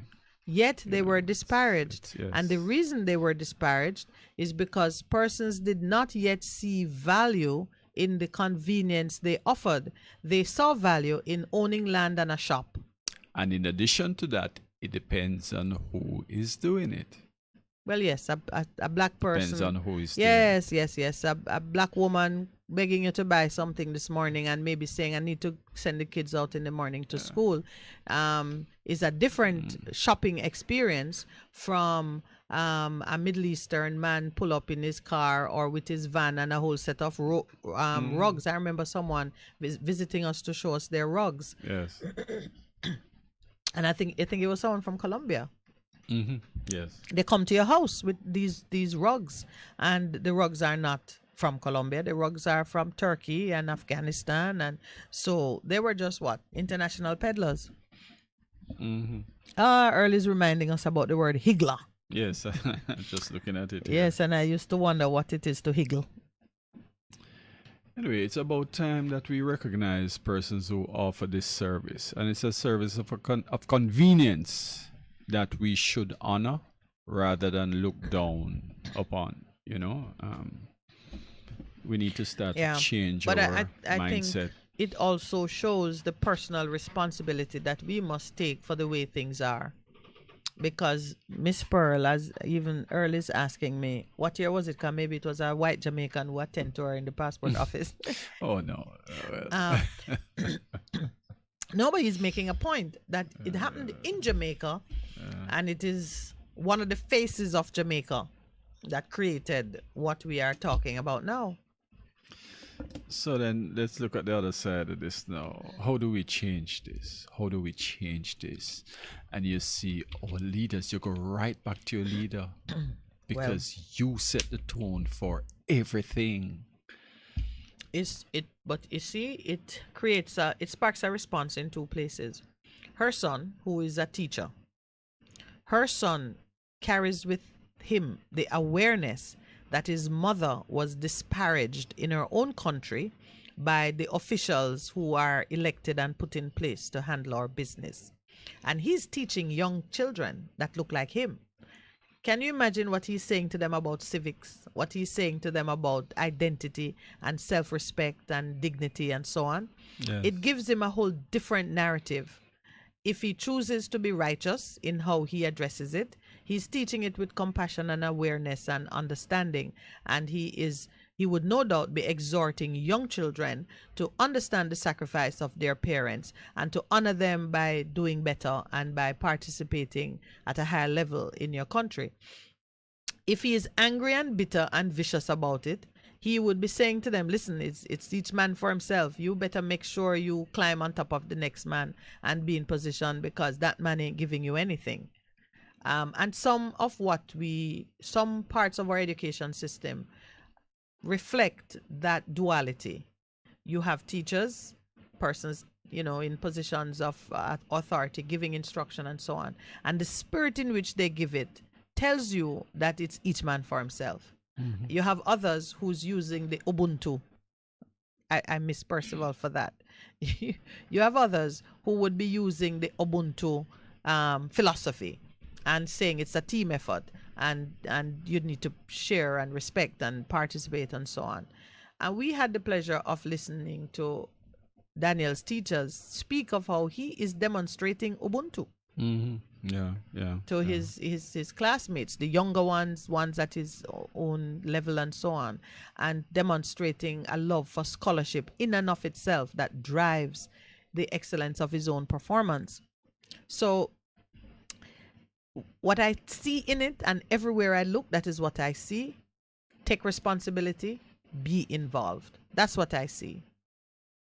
And as I just listening to you and just thinking about yesterday and the funeral and see the kind of representation that was there. Oh my goodness, You know, man. I mean, I see the Montego Bay High School. The Montego came. Bay, yeah, the lay magistrates. We see this famous furniture place and representation. Yes. There, you know, we see the lay magistrates. You know, they were there. You know, we see people from churches all over the island because she's a part of the Seventh-day Adventist faith. Oh Lord! And the pastors what a and the beauty representatives that was from all too. over. Yes. Oh my gosh! I mean, it speaks to the kind of life that this lady lead. And it had nothing to do with age because we hear the young people speak about her. Same when they say that, way. listen, when they have games night, she was right there with them. You know, I mean, this lady and her is, cooking, oh, I'm her telling you, cooking. yes. From one of the things that pass from generation to generation because everybody eat food and everybody love good food. Yes, talk about her dumpling. That yes. opens a door. I think that was me who spoke about her fried Well, dumplings. no man, they spoke about her dumpling too, man. Yes, yes. But you see, and there's a lot of this happening around this country, you know. But you see, because we're not communicating at the community level and we're not recognizing the efforts of the ordinary Jamaican, it stays hidden. You know, and it's time. That initiative that was launched by Duncan. The Star Project. Yes, these are things that should be coming out of it. Our own initiative, please don't 60 forget in ours, 60, that is- which is not dead, folks. I mean, you know, we just need to give it some love. You know, we need support for it. But it's about time we start to dig deeper into the communities and dig out the positives that are being covered by all this negative, you know. We spend too much time talking about crime and violence and all of these things without moving towards Yes. the solution that while that there are lies people who are working in- hard yeah. and doing positive things in their community. The other day we were at a function for Marcus Garvey, and that gentleman who was voted as, what was it, Father of the Year or yes, something. Yes. When you heard about the things that he has been doing for young boys in the community, and he was recognized for it at that function, unfortunately, his recognition was not national. National. It was not national. And it's about time we start to do things like these. And when you mention it, you have to remember the charity which this young lady created. Yes. This is one Jamaican woman come up with this idea that she just wants to focus on honoring the fathers who are standing tall in their position and being a blessing in their communities. And so she created her charity. You know, we really need to I find did invite her and- to come and yes, speak with us. We're going to you follow know. up with it because Yes, I don't even remember her name even as we're yes. speaking, but we can find her. Yeah. This is her initiative.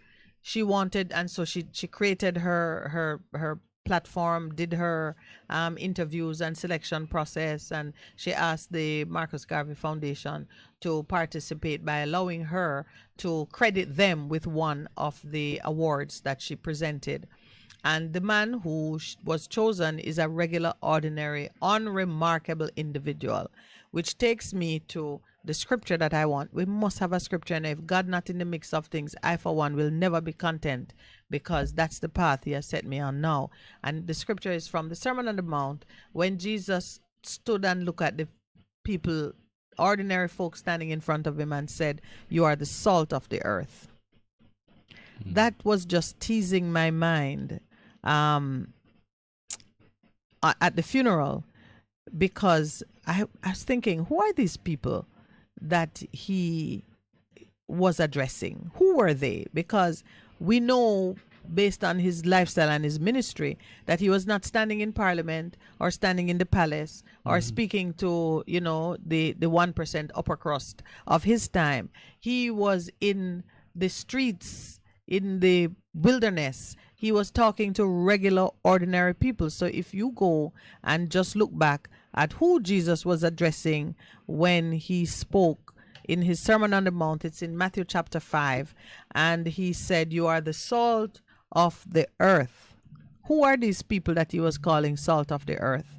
In Jamaica, we like to say certain people are the salt of the earth, and it is always, and we are on point when we do it, is the regular people living close to the earth.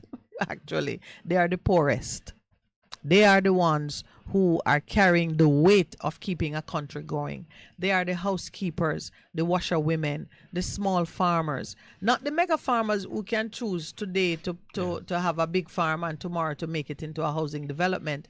The land they plant can be made into a housing development. It can barely contain one family. But these are the people, the many, who are working at the bottom of the economy, the broad base of the pyramid. And if they were to lose their savor, lose their saltiness, lose their value, the rest of us that sit on top of it exactly would have nothing. Exactly. You move them, then the whole thing crumbles. It crumbles. Yes. Pull it out piece by piece, watch it fall to the ground. Yeah. These are the people who are aspiring and struggling to raise children, to buy a house, to maintain some kind of social order.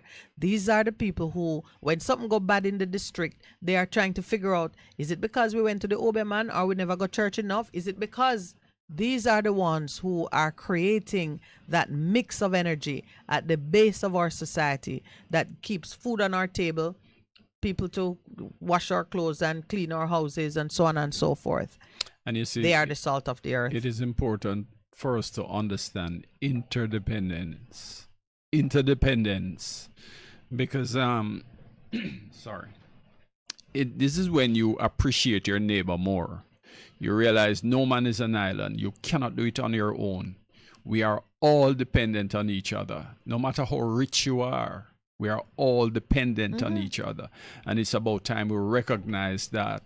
And instead of talking about independence, let's talk about interdependence. And it is out of that which we will get the covenant. Yes. The new covenant that Jamaica needs to forge amongst her citizens. That is what is going to give us that covenant. I always think if you have a lot of money and you can't cook, and maybe you're housebound for one reason or another, if somebody doesn't come to be your hands and feet, you will lay there and die. Yep.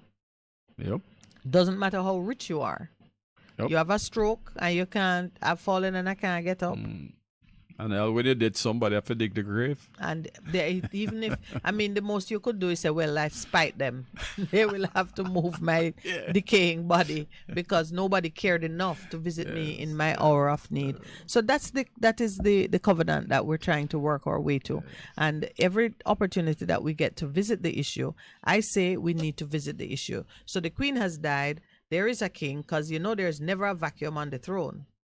Somewhere there is a bottom that belongs to that throne, and the hunt is to find it as quickly as possible before someone else takes it.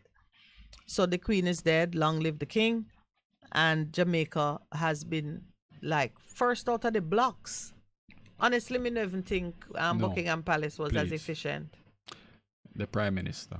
He's not Jamaica. We are divorcing ourselves. We are removing ourselves from that. Oh my gosh. I think while Buckingham Palace was busy trying to catch its breath, Jamaica was down here, even with the time difference. Yeah, man. The Chief Justice was sending out his instructions. I mean, really.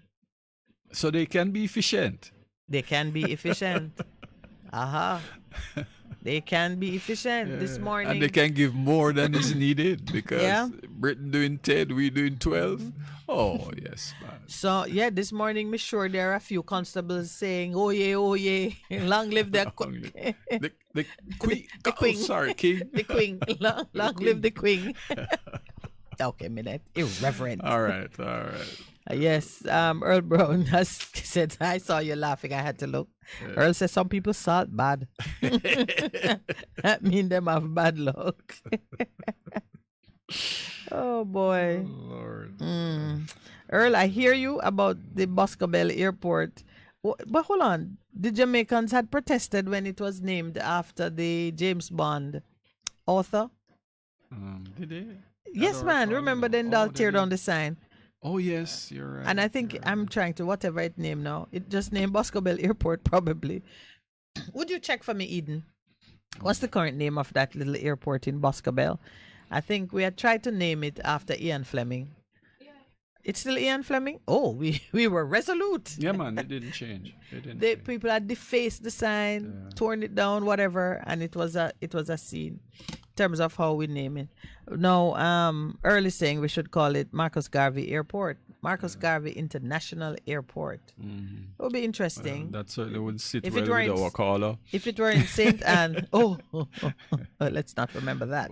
If it were in That's Saint Anne, another the Saint Anne story. people would fight for it and put up their own sign. Yes. But And, Saint Mary, I don't know. I have to comment on the cartoon in the paper today.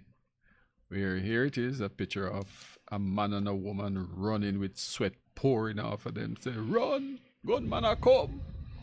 And here comes Bobby with his look like a AK-47. Say, see, proof that arming law-abiding citizens will reduce crime. So now you're talking about a former minister of national security stepping into the public debate on how to address crime, and his proposal is to arm the citizens. I mean, Bobby was Minister of National Security. I wonder how he would have taken to such a proposal during his time. The ministry kind of get him a little hot water. Don't forget. Yes. There's so many people with good things to say and no microphone in front of them. But Mr. Montague can have the ears of the people when he has that kind of contribution to make. All right, let me see what else I had earmarked. You know, I did a tour of the papers because I didn't want us to miss anything. Big issue for me, JPS versus Minister Vaz. Yes. And JPS is in the lead. Minister Vaz issued a press statement. It seemed to have been on the, I need to hunt it down. I saw this late last night. On the 2nd of September, he did a media release in which he is alleged to have criticized the grant of an increase to JPS. So what that means now, is that a minister of government, a sitting minister of government, is chastising the OUR, which is an independent agent of government, for granting a release to a significant company, regulated company. JPS is significant because it is the main company that handles energy supply for Jamaica, or certainly distribution of energy. And they were granted a rate increase pursuant to the terms of their license.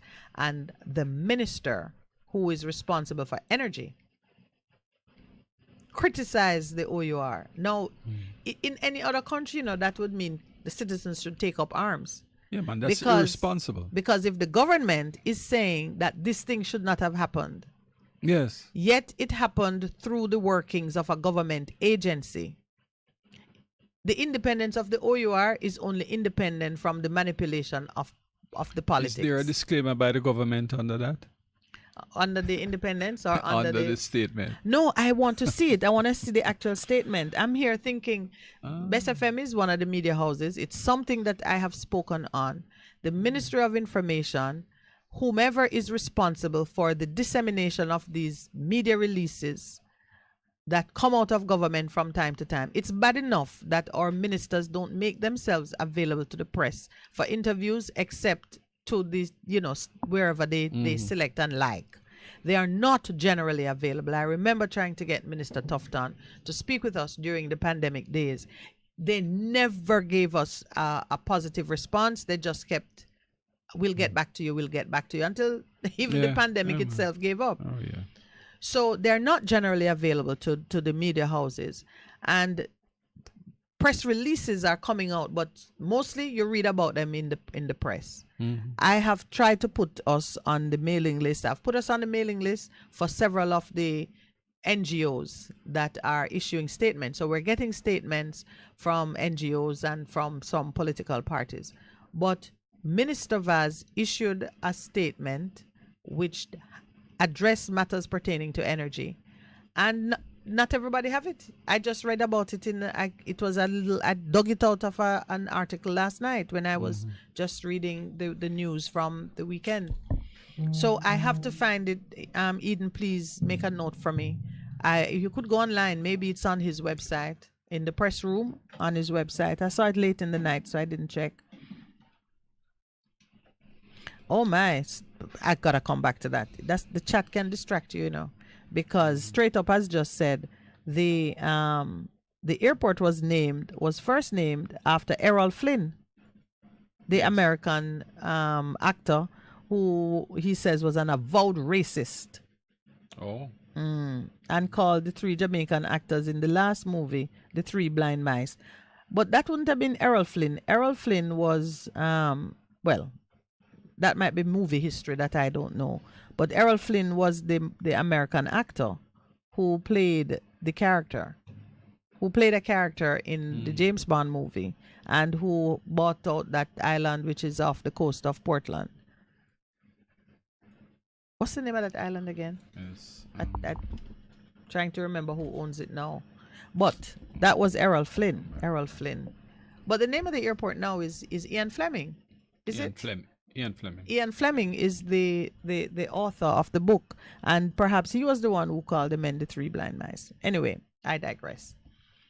JPS, I'm going to hunt down that press release which Minister Vaz issued and look to see why it is that a government minister would incite Jamaicans into revolt against JPS at a time when the government is being called on to put something in the market to relieve us from the great pressure of the increases that have become necessary all around because of war, because of pandemic, supply chain horrors. I'm curious to know why the minister would do a thing like that when the government itself is giving us nothing. I say nothing in spite of the subsidy which they did for 2 months. In fact, I don't know if the subsidy continues. I have to check that as well. You remember for the persons with the 200 Right. I don't know. I've not heard anything about it. It should have gone up to, I think, July or August.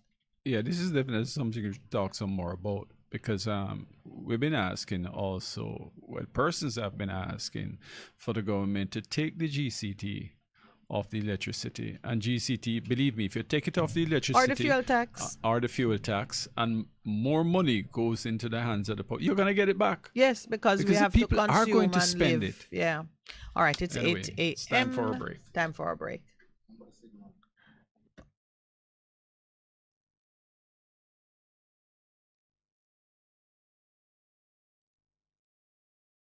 All right, we are so pleased to have got the support of one or two listeners. So we're starting to issue hurricane tips courtesy of Barry's Hardware. So the following Bess FM hurricane tip is brought to you by Barry's Hardware of 15 Shandos Place, Papine, Kingston 6. If we don't have it, says Barry, we will source it for you.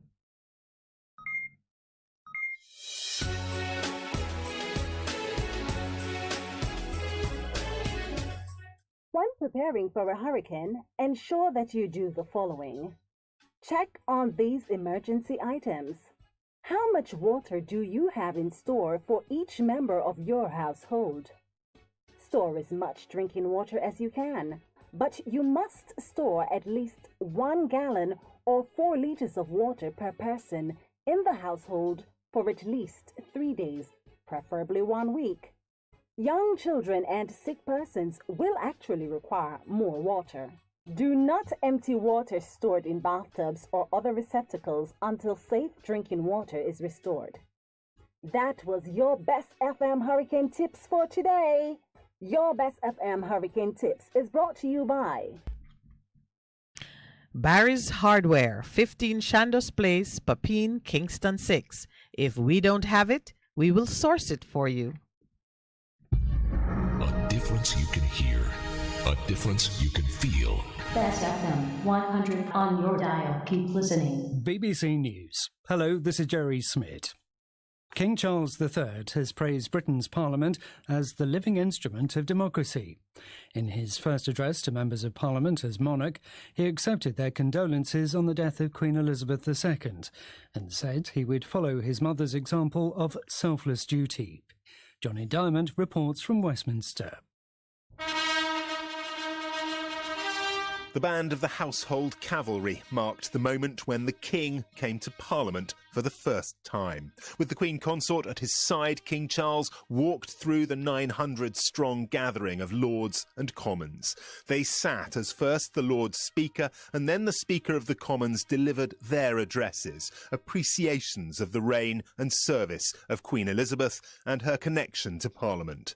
The King's reply was brief but powerful. He spoke of the weight of history, of Parliament as the living, breathing instrument of our democracy, of his mother's vow of service kept with unsurpassed devotion. The mayor of Ukraine's second city, Kharkiv, says electricity and water supplies in the city have again been cut off due to Russian shelling of critical infrastructure. Ukrainian forces are currently mounting a counter-offensive against Russian occupiers in the northeastern Kharkiv region. They've recaptured swathes of territory in recent days, saying in their latest update they'd retaken another 20 villages. The Kremlin has insisted that its war in Ukraine will continue until its objectives are achieved. Steve Rosenberg reports from Moscow. Outwardly, the Kremlin is not panicking. Today, President Putin's spokesman said that Russia's special military operation in Ukraine continues and will continue until all the tasks initially set have been fulfilled. But there are definitely signs of concern in the Russian leadership.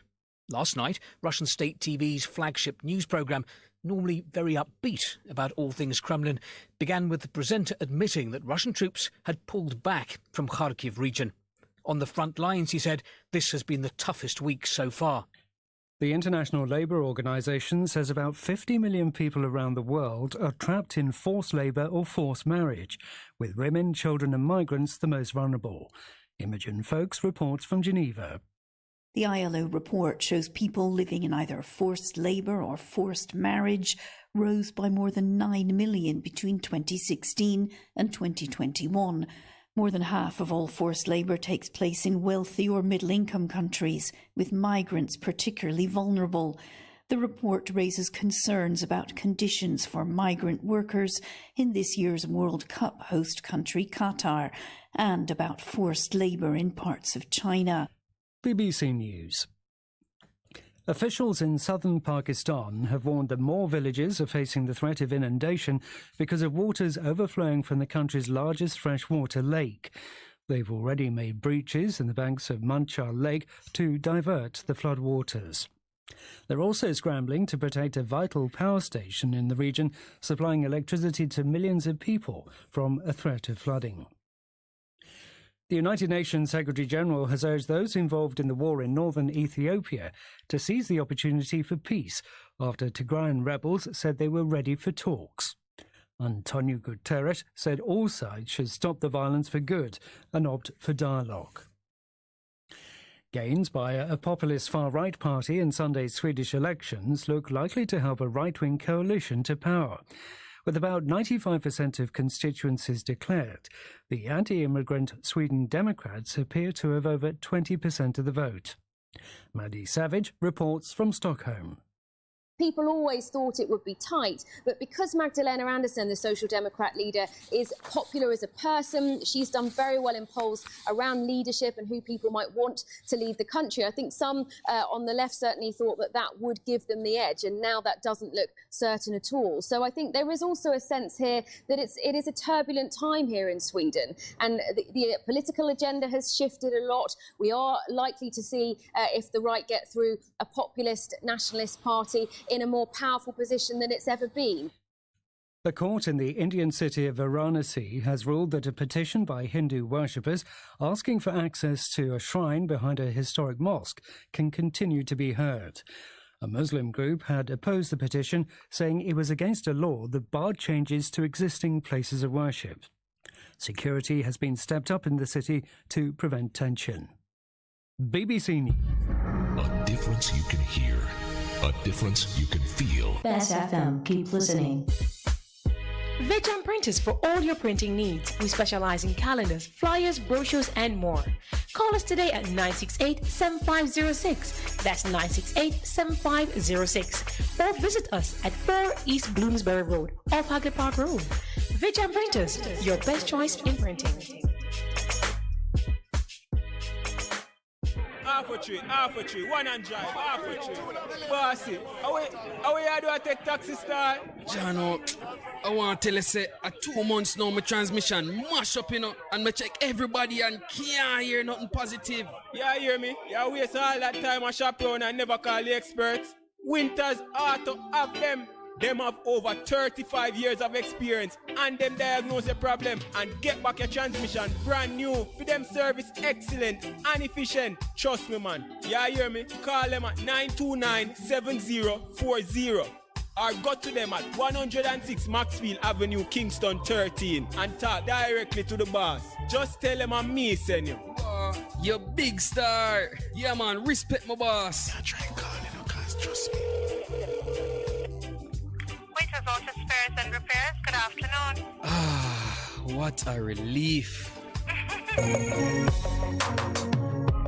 Looking to clean your vehicle super clean? 123 Clean Car Wash, located at 2 1/4 Osborne Road, Kingston 10. Entrance on Grove Road, below Tropical Battery. They wash and vacuum, undercarriage wash, engine wash, polish and compound, shampoo and detailing. Call them at 876-631-3400. 123 Clean Car Wash, the best in the business for a cleaner wash.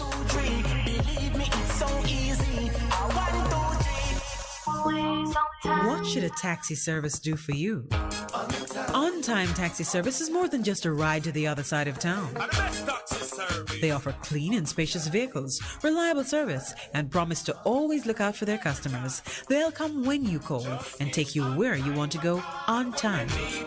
From anywhere at all. You can call us at 926-3866. We are something special on the road. Bess100 FM is the authentic voice of Jamaica, promoting your prosperity with better vibes and better music. Let us promote your goods and services for you. Advertise with us. For more information, call our office at 876-276-8935. That's 276-8935. The Morning Connection is not your usual talk show. We aim to stimulate discussion and chart new paths to self-empowerment.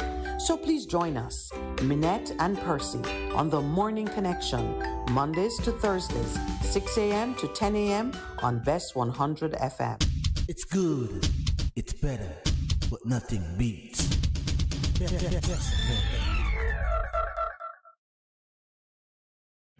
Good morning and welcome back. We're going into the final stretch. See, the producer has given me such good company that I did not revisit my plan to open the lines early.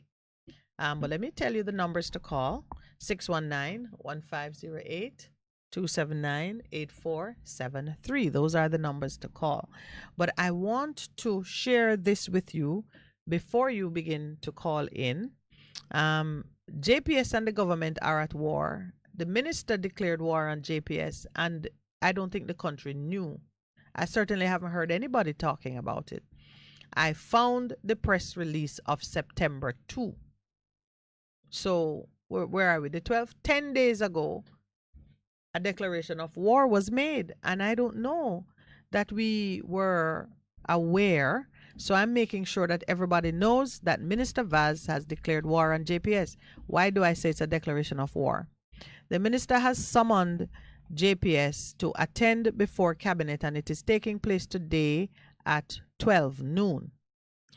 The title, the heading of the press release is Vaz dissatisfied with JPSCO's handling of long-standing customer service related issues. So the war is about us. The minister is disgruntled, dissatisfied with how JPS has been treating matters relating to our business, people of Jamaica. So we, of course, we have to give him a support that he is thinking about what impacts us. But what's he really doing?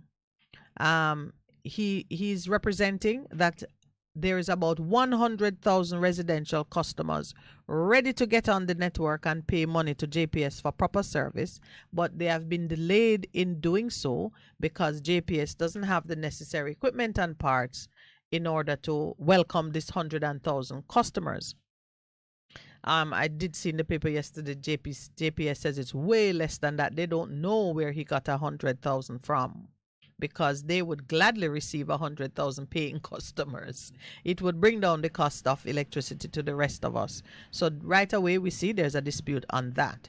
JPS has also made it clear that the supply chain delays coming out of pandemic has caused them to be inconvenienced in that way.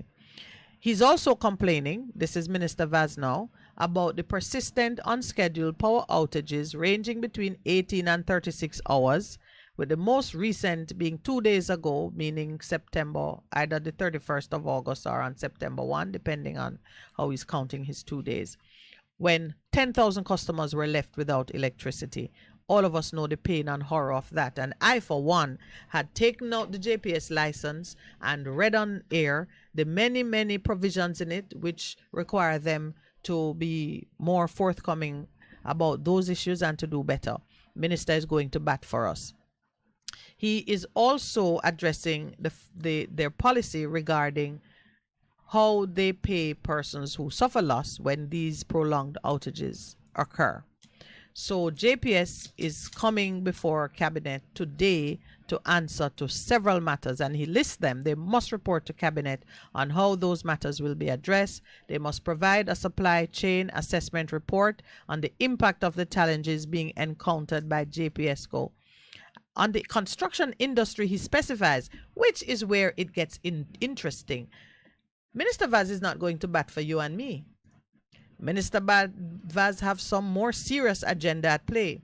He is specifically concerned about the construction industry, and he wants JPS to provide plans and measures in relation to hurricane power stability during hurricane. He doesn't need to be asking them that, because don't we have a disaster preparedness unit which its whole focus is taking Jamaica through planning for emergencies? And that's where it should be done. It should not be a political issue of a private sector company having to pay homage to the minister in Cabinet. And then he asked something that is of interest to us, but is it really me and you? Report on actions to compensate citizens who may have suffered damage or loss of income due to long and or unplanned power outages. Well, the first thing someone should have reminded the minister, there is a statute that offers some protection, not just to JPS, to the telephone companies too. Look at that caller who has been saying how long Flow has kept him inconvenienced with their infrastructure issues. What I can say to JPS is this. When you see the government launching this kind of attack, I remember the letter we got was dated December 6th and one dated December 7th.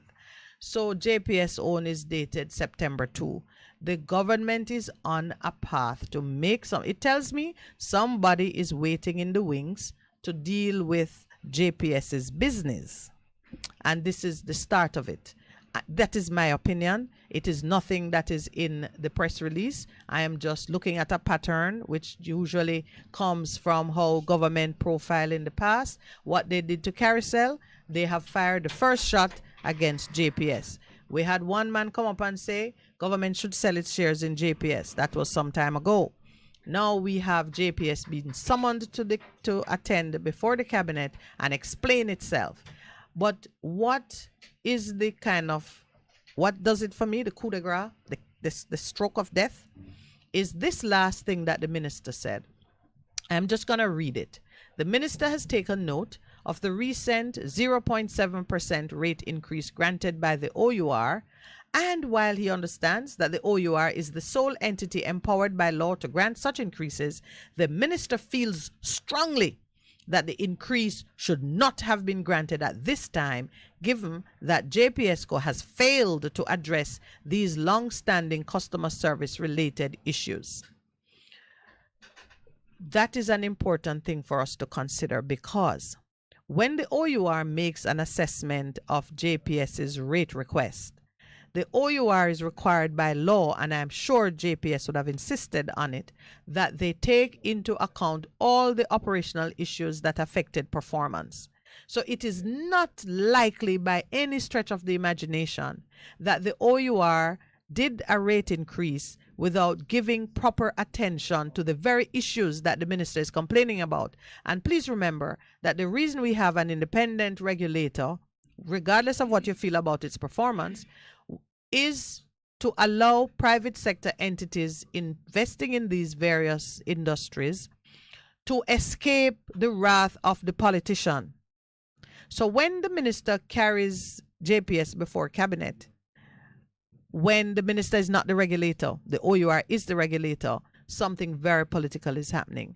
And I want Jamaicans to take note of it and understand that everywhere else in the world that they are doing something about energy supply, government is stepping into the market to provide subsidies and policy direction to ease the cost or the burden of energy on its population. They are not going into war with the energy company. They are doing things to help citizens in order to relieve us from the cost. Austria is about to fund a price cap on energy costs so that citizens can get like just a fixed cost of 500 euros, I think, per month. Austria is putting money to subsidize the cost of energy for all the citizens, and citizens who are harder hit can get access to increased assistance if they need it. The only thing Jamaica has done so far is to address those who are consuming 200 or less kilowatt per hour, I think, on a monthly basis, and it was limited. We haven't heard anything further about that either. I think it would have expired in August. Yeah. So that's the time I've taken out of your calling time. Anyway, Can open the lines and just to put in there too about also that even the telecommunications sector, there is serious problems in there with customers having issues to access and substandard service. The minister need to deal with that. But anyway, he hasn't summoned them. He hasn't summoned them to cabinet. Not a thing. I know we were summoned to cabinet when they were Not taking our license. Exactly. So as far as I'm concerned, that's the pattern. Yes. When they summon you to cabinet like that, they have their eye on your business. All right. We have a caller online. Caller will be coming on short. Okay, so we can open the lines. You know, these things need to be addressed. They cannot just go like that. You know. Well, the last part of his September release, he's also requesting that JPS review the changes made to their customer service reporting and response mechanisms to facilitate real-time response to reported power outages and customer complaints. So that's gone down to the nitty-gritty now. The minister is even saying, what you have put on your voice recording system that they have, change it up back. Well, while they're doing that, let's put some standard in place for the response of MPs and all the government representatives to the people. To the concerns and complaints of their constituents. We have a caller online. Good morning and welcome. Good morning, how are you? Very well, thank you. Can you turn down your radio for us, please, caller? Good morning. Yes. Good morning. Good morning. This sounds like a man who should be on the side of the mic.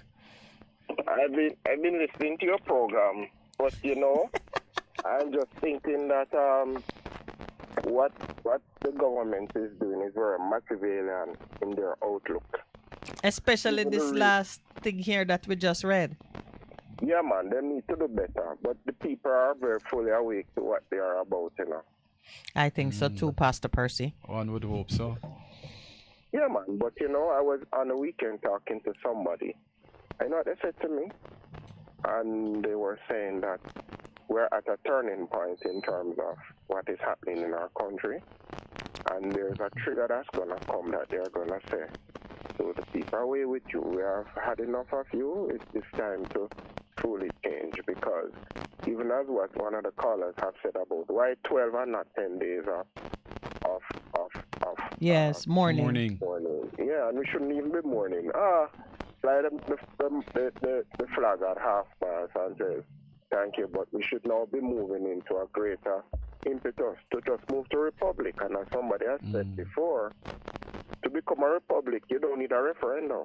You just need for parliament to agree the sentiments out there and remove the king now as head of state and move forward. But they have never as a party being open to removing, to becoming a republic. They're against CCJ, they're against everything.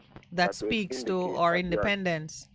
Yeah, it is, because it is so unfortunate, but we say it all the time, that the princes of this land need to wake up and smell the coffee. They need to wake up and smell the coffee, because people are really just tired. If you go into the street and do a poll, everybody would say, leave. And I was in a business space recently, and the person said to me, he's a labor right now, but me think said them gone overboard. I never asked him nothing. Him just said to me, it's spilling out of people, man. The truth is spilling out. Well, you know, should we tell him he has 3 minutes? It is about time, that other people weigh in on the discussion.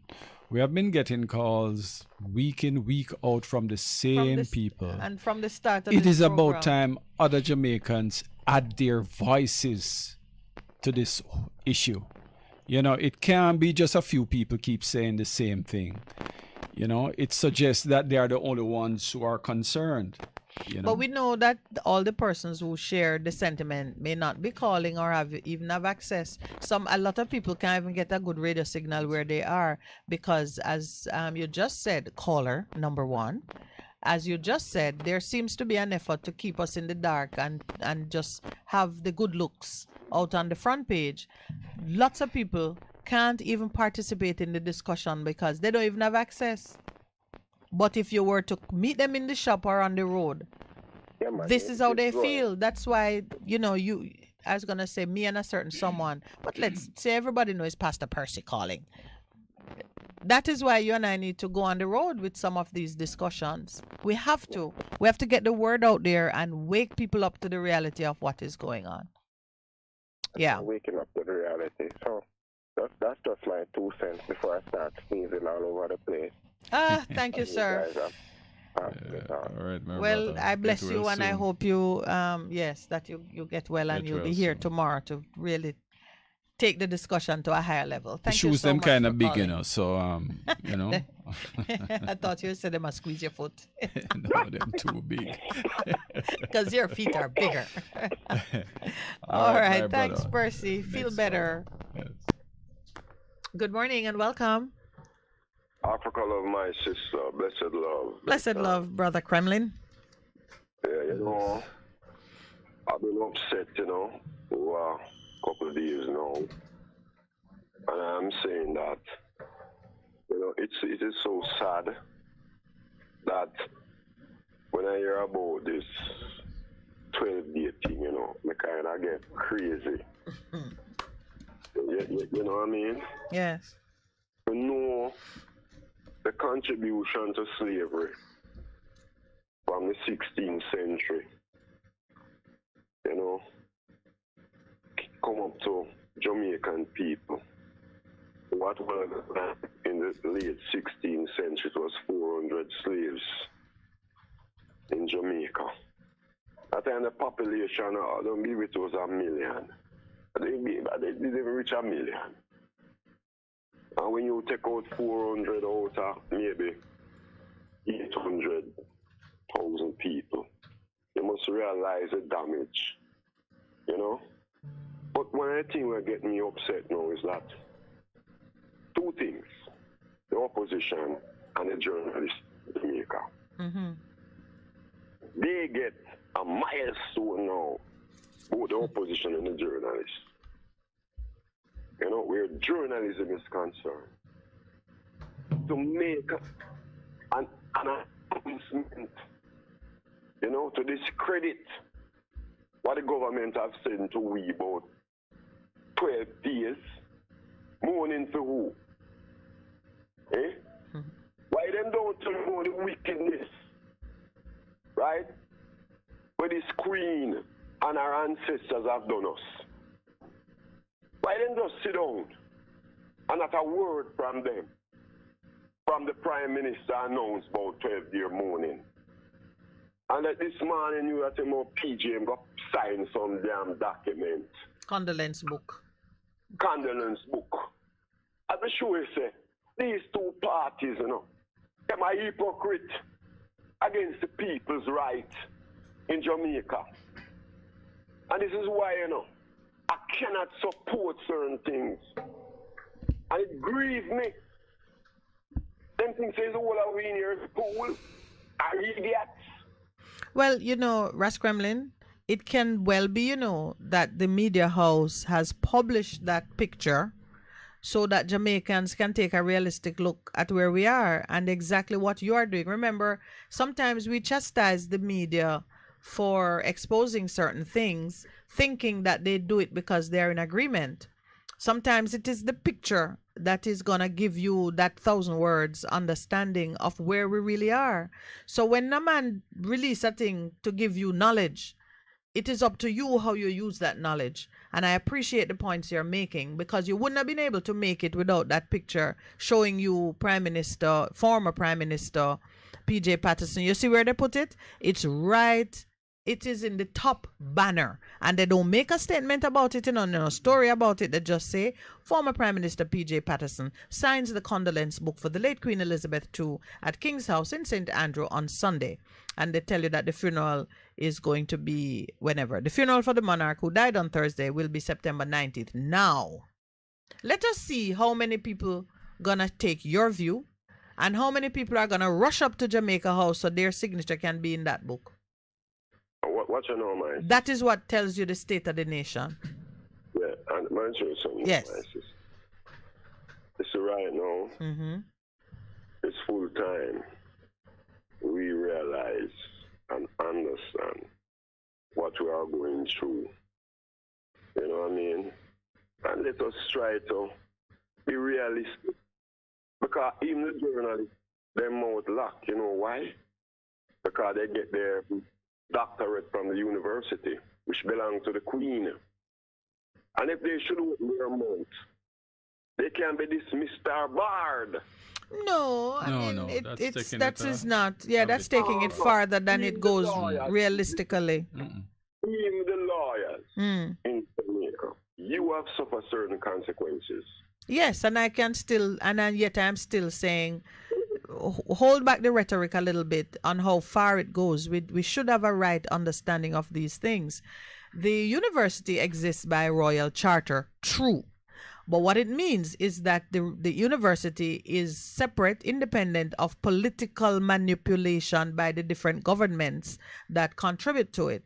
It means that once you are educated, like how you have educated yourself on certain matters, you can move according to your conscience and fight for the things you believe in without fear that somebody's going to strip you of your land or your rights. Now, university politics or politics in academia is a very real thing. But I don't think it runs based on any royalist sentiments. I really don't.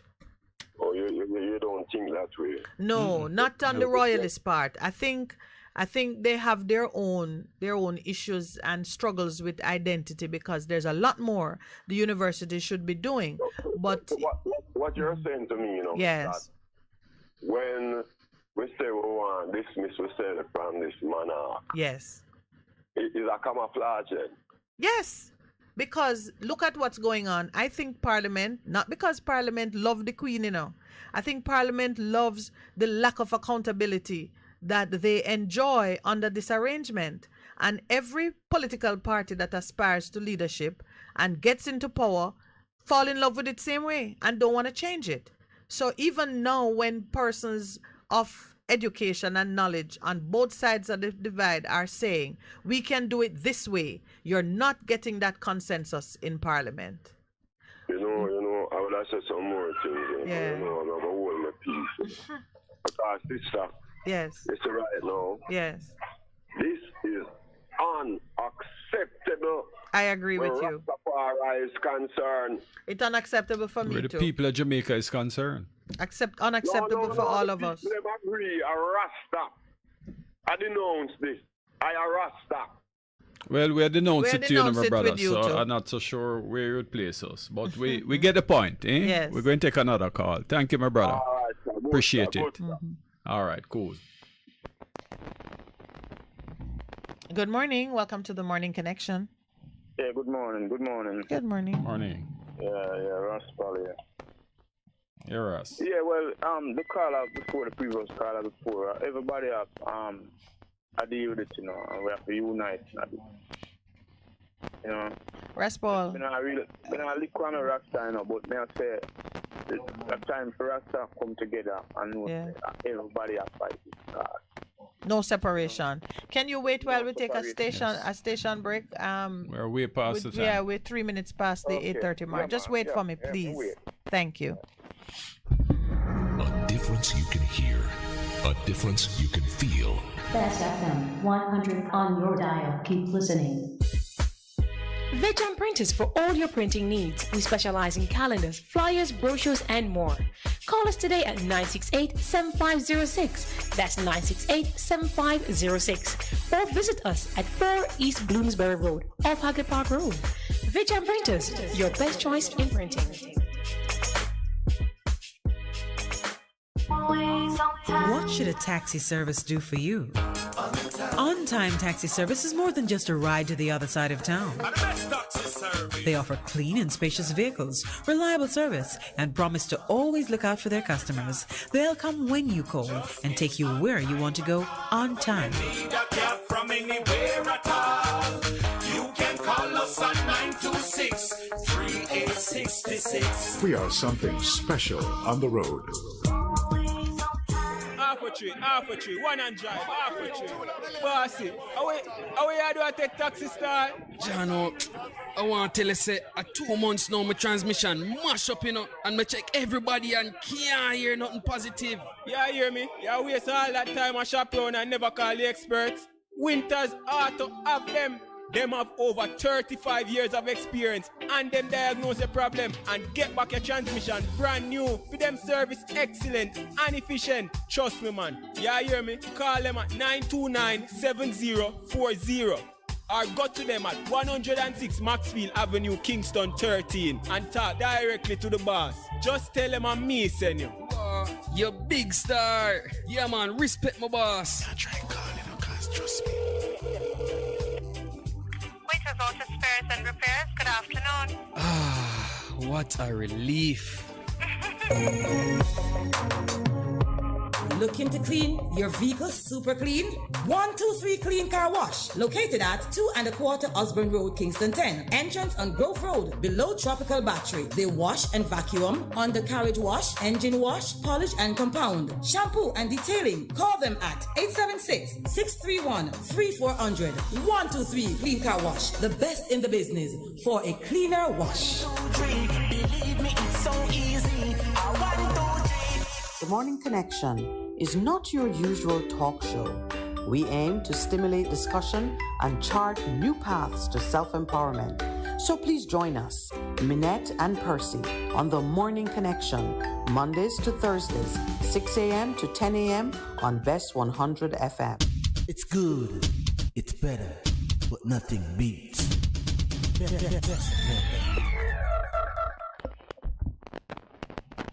Welcome back. Raspal, waiting for us? Yeah, man. Oh, okay, go ahead now, please. First let me say, right, because I have 3 points to make. Yes. First, let me say, you see, GPS, not government can't come trick with GPS, because watch me now. The government won 20% in GPS, you know. So government know everything will go on, and them just come with that. Where you understand? Well, let's see what happens in cabinet today. To me, like, who are reach like Petro Jam with the Petro Carry deal. Yes. Like a data go on at GPS, you know, where your US government sell for them 20%. Right. And then this, that, rare, anyway. All right. So the Queen, you know, the Queen, we can't believe the Queen died at 96 and don't apologize for black people about slavery. Not even apologize. So you see, these people, them people, they don't care in what them do. And I can't believe it. I have a prime minister where the people them declare 10 days in England and if declare Jamaica 112. I'm sure it's a miscalculation, and very shortly they will. No, but him keep on a miscalculate. Him so miscalculate the whole of Jamaica. As a matter of fact, the crime a miscalculate. Education I miscalculate. Everything I miscalculate. Health I miscalculate. Everything if you notice. Yo, Jamaica run so. Anyhow, the opposition now. You see, I tell people, say everybody must have a placard, and one man and them people have to get up and just say, just walk with it. We need a constitution for the people.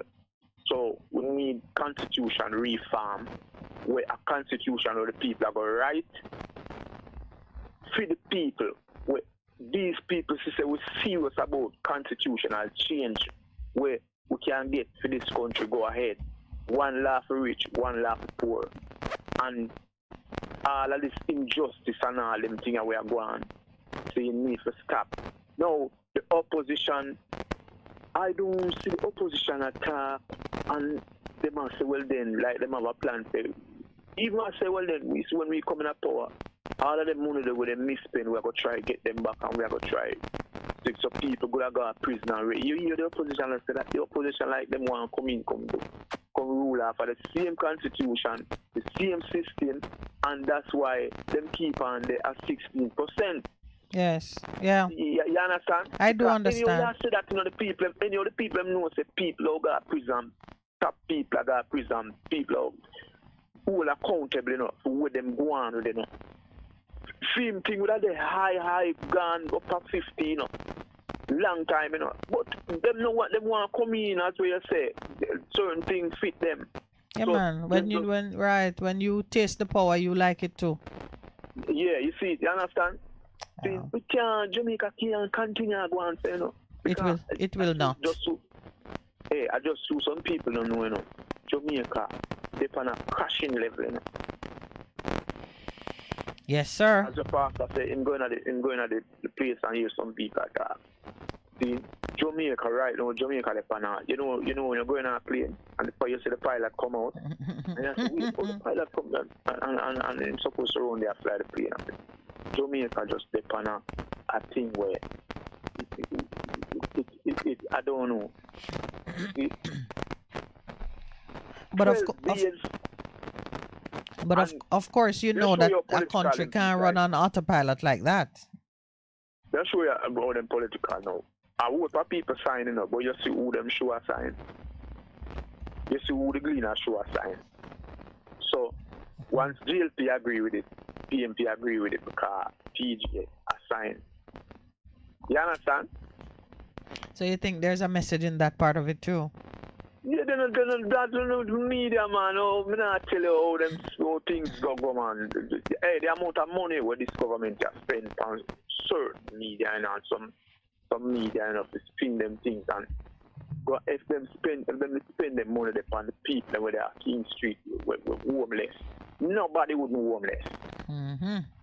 That I agree with. Yes. Nobody would be homeless, and we don't know, but. Every day, this thing boil up, See, I spoke to one of the UIC man, them need to dip on the road. Yeah. If you want, you can't just chew up on the road one time and a man grab you on it. You make them keep on and grab you and so you get famous. And so you get it. Yeah. You understand? And that will make you a prop. And the country is waiting to see that natural energy. Yeah, that energy. Yeah, so that they can come around it. All right, my brother, thank you so much. We do have another caller on the line. I hope you got your 3 points out. Yeah, man, keep the fire burning because we are burning the fire now. No choice. I would for people are burning the fire and you have to join up, all the while that Rasta do. All right, thank you, brother. No choice. We have no choice. Good morning. Welcome to the Morning Connection. Good morning, my lady. How are you, sir? Good morning. I'm well. Morning to your co-host. Good morning, sir. Yeah. I just want to touch on a few points this morning. The 12 days that the Prime Minister has declared.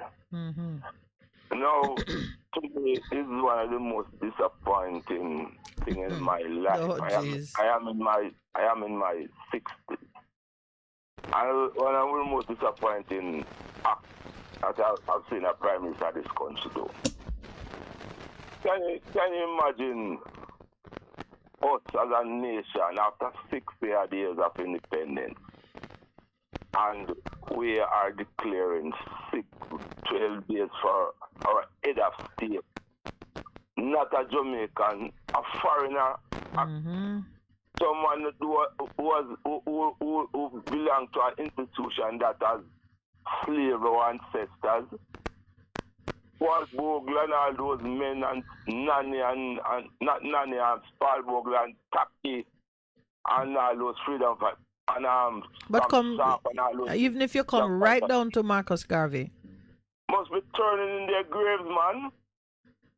But for this man to come out and talk about 12 days for money for someone that belongs to an institution that has slave our ancestors. But to also talk about mourning when nobody's mourning. I don't even think the Governor General is mourning. How do you mourn someone who has given you nothing? Well, maybe they got something. What is this Prime Minister all about? The youngest Prime Minister that we have had since independence. What is he about? But I tell you no. He came with a big fanfare about how many trees he's going to plant, And they plant some trees. They plant some trees from the roundabout in Greater Portmore to the Elsa Main Road. And I make certain I walk the distance, And I count less than a couple of I don't think that they have 2,000 trees there that out of the dozen. What, they died or people took them out? How many trees them just dead, man? They never watered. Nobody. Oh, Jesus. They just plant them and leave them. Oh, Jesus. So what we have done in this country, we have scraped the bottom of the barrel and elected some guys who have no idea, they have no capability of running a country. Well, they are very incompetent. They're brilliant at corruption. And they are good at this corruption. As if as him now come with this PR thing now. This PR thing now to fool up the people. Where as Raspal said a while ago, they own 20% of JPS. Yeah. I don't like what he's doing. And anybody know, I started this program, I pull out JPS license was one of the things. I came to the show with the JPS license as one of my issues to address, because I think the arrangements are not working to the best advantage of the people. But as I've begun to delve into it, my brother, I discover that some of the policies that JPS is being held to are imposed by government. Their choice of technology, for instance. There might be cheaper ways for them to deliver and do what they're doing, but it is government who is setting that policy. And now the same government is turning the guns on them when the government will not do anything for us to relieve us from the burdensome cost of energy. Tries a few, remember, so JPS can go ahead and deal with that and let the government agree with it. Precisely. So those things are coming out now. But I tell you, if you pursue knowledge, it will be your salvation. The more things you know, the better you're able to craft the right response and the right strategy. So I don't think Mr. Vaz going to fool anybody with this attack on JPS. Fool is that you see, him can't fool a lot. I tell you, I listen to Raspal talk a while about constitution change. Yes. And my point is this, if we as the Jamaican people don't get ourselves educated, we can write the best constitution in the world. It's not going to work, because some of the things that is happening in this country, and the people just sit down and it pass over our head. Government to use PR. Just bamboozle us. That's all they're using, Yes. Can you imagine a man like Christopher, right? That has spent billions of dollars on the Cornwall Regional Hospital. Jamaicans voted that man as the best performing minister. You know how much money that man wasted in the Ministry of Health?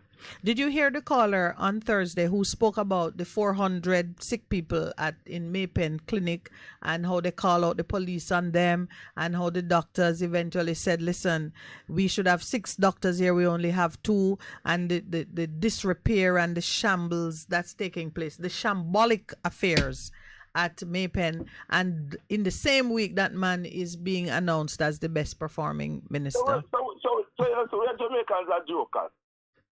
Oh God, but listen to me now. Remember, I said to you, and you are agreeing with me, that if they don't have the knowledge, they will not, these things will pass by them. That's why we have to pursue the knowledge and share the knowledge. But my lady, yes. I have acquired the knowledge, people not going to give you knowledge if you don't. No, you pursue it, and those who have it, share it. That is, you see this thing, good news, gospel, good news, share it. When you have good news, or news that can be somebody's salvation, you share it. Some of these things, we need to be sharing it with our people. Do you know that out there in the country, some of the same places where the people are voting like sheep, they don't even have good radio reception to hear what me and you are talking about this morning? Some places, there are things we take for granted, my brother, because we enjoy them. We don't know that somewhere there are Jamaicans who, if they knew the truth of things, would take up arms. They don't have the information, and we have to get it to them. A lot of people that know. But listen, one of the great at the station in Jamaica, because of the economic crisis, people have almost turned back to hunter-gatherers, You did remind me that camels are on the horizon. Yeah, man. It is so sad, because this one, the people are out there trying to hustle to find food for their children and things. So it comes like them not even aware of anything else. Because I can assure you, a very few people can tell you what I talk about the trees them this morning. Thousands of people live in Portmore, and if you ask the majority of people in Portmore, them don't hear something like that. Yes. So I don't know. But because you've to understand that they have to take an interest in what is happening in the country. We have to get up and take an interest in what is happening in the country. We have to work with eyes and see. And we have to share. So we're gonna part on this note because I think we have another caller. I love where you're going because you're seeing. First thing is, one man can't do it, and a handful of persons can't do it when the others that they need are on the sidelines, either not understanding, not knowing, or just not participating. So there is a necessity for us. Each one bring one. We gotta share the information, build up the awareness, help people connect the dots, because sometimes we're so deep in our own trauma that we don't see that the same thing that would release that man will also release me. So let's be a part of that effort. I mean, we were at a funeral yesterday in James Hill, and it was pouring buckets to leave, and there was one person there with a baby and so on, and we never see one sign of public transportation that could have assisted that young man. We ended up taking him to Portmore. As you talk about public transportation, apparently something is happening in the Stony Hill area. The buses, they are not working. Spreading from St. Thomas because of the atrocious road conditions. What is happening. I bet you. But in Stony Hill, the Remember buses, that they have parked the buses, they have sitting down, buses not working. Remember that is Miss Cuthbert Flynn's constituency with the terrible, terrible roads, where she tell them she's not NAA. Yes. Yeah. So let it fall apart. Because it's only when you... Yeah. All right. Thank you, my brother. Okay, my sister. Thank you. Good morning. Well, isn't that interesting? Very interesting. I cannot complain if I am inconvenienced when people are taking a stand in defense of their own situation. I'm curious to find the reason behind it. I hope someone will call and tell us what's happening. But, I hope please. This is the beginning of our people just standing up for what is right, Well, Pastor is still at home. Let's see if he can make some inquiries. Well, he just called. No, he just called to okay. tell me about it. So Okay. yeah, so I wonder if he won't put on his slippers and walk down there and interview a man. Pastor, I know you're listening. in between sneezes. Put on your mask and find out for us what is the gross. That would be really wonderful if we could speak to even one bus driver or someone We who's need to know what's participating in happening. it. Maybe You know, Corey can tell us. yeah, and when I saw what was happening in St. Thomas, that was my prayer. Lord, bring them support. Good morning. Welcome to the Morning Connection. Good morning, Mr. Lawrence. Good. Mr. Lawrence, I love you. The city you are in this morning. I'm missing Pastor. Pastor, get well soon. Thank you. Go on, What a Miss Mary. What a morning. You people have said so many things I don't even know where to start. But I'm just greeting. Miss Pearl is her name. She's just sleeping, you know. Those Yes. people don't die. They Yes. just move on. Yes. Oh, it's so beautiful that you remembered her name. Miss Yes. Pearl. Miss She Pearl. went to England and everything. Yes, and then put peddler in our passport. Yes, out of order. And she started, you see what, she was an entrepreneur from Yes, a long time, from you know. absolutely from long time. From long And time. I ended up doing something like that, going to clients, you know, when I was stopped from buying a shop, you know what I Yes, mean? But yes. you don't have time for that. People don't know certain things. I am not mourning. There's nothing to mourn about. Not a I've been thing. to England 17 times. And what I've learned over the past 10 years after going there in 1969, I would not have gone there because I heard what Mr. Lawrence said, all the things, the Windrush and people born in England and they send you back home. I can't go into that. Yes, yes, Yes. yes. And while you're on, Mary, let me just confirm that the people in Stony Hill are striking because of the road. One of our listeners who lives in the area said, yes, he's from that area. The reason for the bus and taxi strike is because of the road. Interestingly, I just get a call that right in the vicinity of Manor Park, Yes. quite a few buses are lined up there and police is present. I don't know if the police has anything to do with those particular buses, but you know, that might be a contributor to what's happening, you know. So Well, we'll get more. But Yeah. go on, Mary, because it's not often you call us. As for Tufton, he should not have been minister in the first place. He's not a doctor. You need a doctor to be minister of health, just like Chang, right? He should not be a minister of whatever he is, right? Yes, yes. He has not done anything. Tufton has not done anything to become a man of the year or what have you. Whatever it is. I can tell you about. And by the way, that thing is he should not say anything of what he's saying because I can tell you about Linstead Hospital and Spanish Town Hospital. And somebody called us Linstead about Hospital Maypen. was a full hospital years ago with Dr. Beans. People used to come from abroad for operations. Like fibroids, they used to call it growth in those days. Yes, And you had Dr. Linden, Dr. Leslie was our neighbor, right? And he used to be at the hospital. He was mayor of St. Catherine. And they don't scale Linstead Hospital to nothing. Spanish Town Hospital, Dr. John Williams was there. I went there and had a minor operation. My mother went there too. And Dr. John Williams was Faith Saunders. She was at St. Andrew High School, and she was in the educational ministry for a while. You know, it's very sad, Mary, that you can, as just one person, see the decline that has occurred during your lifetime instead of improvements when population is growing and other things are improving around the area. The health service in the area is declining. Many people are saying it.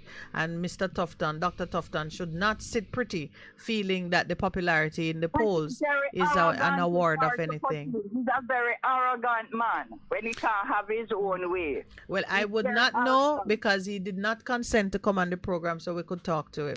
Well, the shadow minister is a doctor, so maybe he should come in and speak and Dr. you know. Guy, Yes, yes, a medical doctor. Know, so he need to let his voice be heard on some of these matters and let people see how things should be rather than take it from a man who is not a doctor or has no experience in the medical field.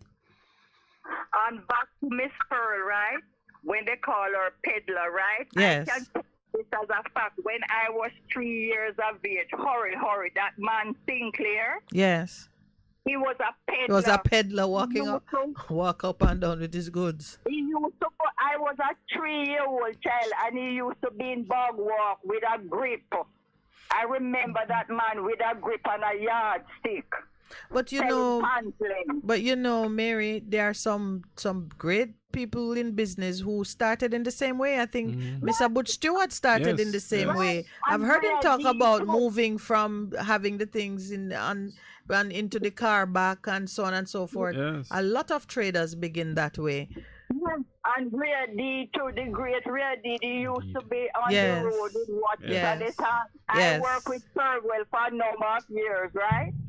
And when I come on the radio and talk about my situation, you know why?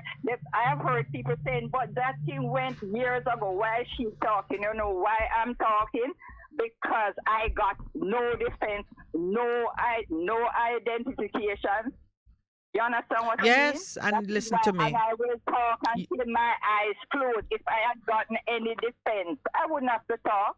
Nobody knew I work with a bank. Nobody knew that I work with United Dominions Corporation. Nobody knew that I was a fashion designer, a sales specialist selling from I was 6 years of age between Spanish Town and Kingston. Nobody knew that. Nobody knew that I work with Serwell Simpek. I was just a housewife that a man gave me a break. Yes. Nobody gave me a break in life. Yes. God gave me a break. And when I'm sorry Miss Pearl didn't own. I'm sorry Miss Pearl didn't own land a spot of land, right? yes. And I bought my first property at 18 and paid off it by age 23. I had a title in my hand, and that same man used my title to buy his first house in Chergod. You don't hear those things. But you I know, will talk until my eyes close. And you know, what I've done to you, Mary, and talk about the Queen. you have a place to speak here, because unless persons develop, Hallelujah. Hallelujah, Petru. No, because persons, we are quick to diminish each other and destroy people's reputation so that it makes it okay for you to take from them economically. It's always about the economics of things. Somebody is profiting somewhere from the disparagement of the gleaner made money. Tell lies, and when you meet the people, it's a different story. Don't follow the media, our media, the 5 o'clock news, the 7 p.m. news. Well, you know what I mean? Yes, at the end of the day, you know, there are persons who get access to a platform, and if they can say something that attracts attention and is popular, you will find that that gets said quicker than the truth, which may take a little while to sink in, but will transform you for the rest of your life. We're still fighting that struggle. So I thank you for sharing from the heart. When I call them bandits and jagabats, people shouldn't feel anyway, right? They have used the Jamaican people. I've been around for 77 years and 9 months yesterday, right? And I don't see any improvement. Every sector of our society is in shambles. And let me just put that out there. They have suspended a lot of people's NIS. They just have people going up and down. You have to be taking taxis to go here and there to check out things. And those are Mary, costs that we can help citizens. Thank you so much. We're on the break. We need to take a break. Mary, we are on the 9 o'clock break, my love. We have to go and take a station break. Bear with us, please. All right, do it quickly, please. Revisit the reverse mortgage. Talk to Earl Jarrett, not do a stop. Talk to Earl Jarrett. All right. Yes. All right, Mary. We take a note of that. We've taken a note of it. Thank you as well. Have a good day. A difference you can hear. A difference you can feel. Bess FM-100 on your dial. Keep listening. People, are you listening? If you choose to remain at home after an evacuation order has been issued, you do so at your own risk. Get down! Get down! Heed the warning! Veg Printers for all your printing needs. We specialize in calendars, flyers, brochures, and more. Call us today at 968-7506. That's 968-7506. Or visit us at 4 East Bloomsbury Road, off Hagley Park Road. Veg Printers, your best choice in printing. What should a taxi service do for you? On-time taxi service is more than just a ride to the other side of town. They offer clean and spacious vehicles, reliable service, and promise to always look out for their customers. They'll come when you call and take you where you want to go on time. From anywhere at all. You can call us at 926-3866. We are something special on the road. Looking to clean your vehicle super clean? 123 Clean Car Wash, located at 2¼ Osborne Road, Kingston 10. Entrance on Grove Road, below Tropical Battery. They wash and vacuum, undercarriage wash, engine wash, polish and compound, shampoo and detailing. Call them at 876-631-3400. 123 Clean Car Wash, the best in the business for a cleaner wash. Believe me, it's so easy. Half a tree, one and drive, half a tree. Bossy, how we do I take taxi style? Jano, I want to tell you, say, 2 months now, my transmission mash up, and me check everybody and can't hear nothing positive. Yeah, hear me? Yeah, waste all that time I shop around and never call the experts. Winters Auto have them. Them have over 35 years of experience and them diagnose the problem and get back your transmission brand new. For them service excellent and efficient. Trust me, man. Yeah, hear me? Call them at 929-7040 or go to them at 106 Maxfield Avenue, Kingston 13 and talk directly to the boss. Just tell them I'm me, send you. You big star. Yeah, man. Respect my boss. I try calling her, cause trust me. Waiters Auto Spares and Repairs, good afternoon. What a relief. The Morning Connection is not your usual talk show. We aim to stimulate discussion and chart new paths to self-empowerment. So please join us, Minett and Percy, on The Morning Connection, Mondays to Thursdays, 6 a.m. to 10 a.m. on Bess100 FM. It's good, it's better, but nothing beats.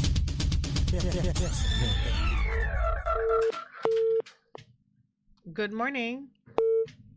What? Listen, Jamaicans, all our listeners at home, abroad, things are reaching boiling point in the country right now. I just saw a video, Kingston High School in Denham Town. Hello. Good morning. Good morning, Miss Minett. How are you doing? God bless you. I am well. How are you? Big up your boss. I can't even tell you my name now because I want to say certain thing. I don't want Go on. Before you go any further, I begging the boss to, like on Sundays, who want more gospel right up like I'm doing it on Sunday, man. Prayer and preaching. Yeah? Gospel on Sundays. And yes, and Sundays. Yes. Sunday, right through Sunday, man. And okay. You and Jerry and Mr. I don't remember his name, that tall, I think he's a Rasta man there, program. Need some more repeat of it. Okay? Okay. And the next thing you're talking about the bus situation and the government here, the people, them shame, they get what they want. Here? Yeah. The PNP, when them say shame, you're them attack, do two of them are the same thing. Foolishness. I know that they're in a power. We say when you go to Akachi and forget a bus to come Lawrence Tavern and Border, you see? You suffer at 8 o'clock the bus, them stop run. Them can't use the bus and make money and use it, pitch up the road that the government used to do. So Jamaican people should have shame them, strip the youth them. Jamaican people is too wicked amongst one another. They trick the youth them to vote in themselves, you see? And I know that. When that hours, when you want to come Lawrence Tavern, you have to pay $300 from 7 o'clock to come and put the taxi.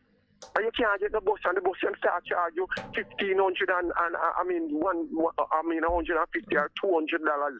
Yeah, they charge a penalty at those hours. But let me ask you, what do you think account for the early withdrawal? Is it the road condition? What is it? Not only the road condition, they're just wicked from day one. Them themselves is damn wicked, and the government don't care.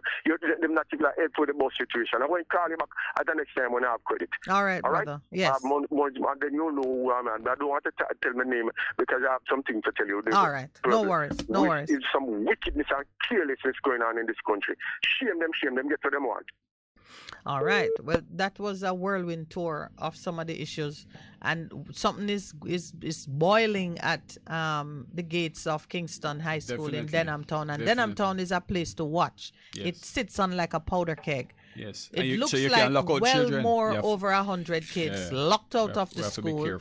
Parent is there on her phone showing the thing. It's not a uniform issue. Girls and boys are out there, long uniform, full foot pants, no tight clothes issue going on there.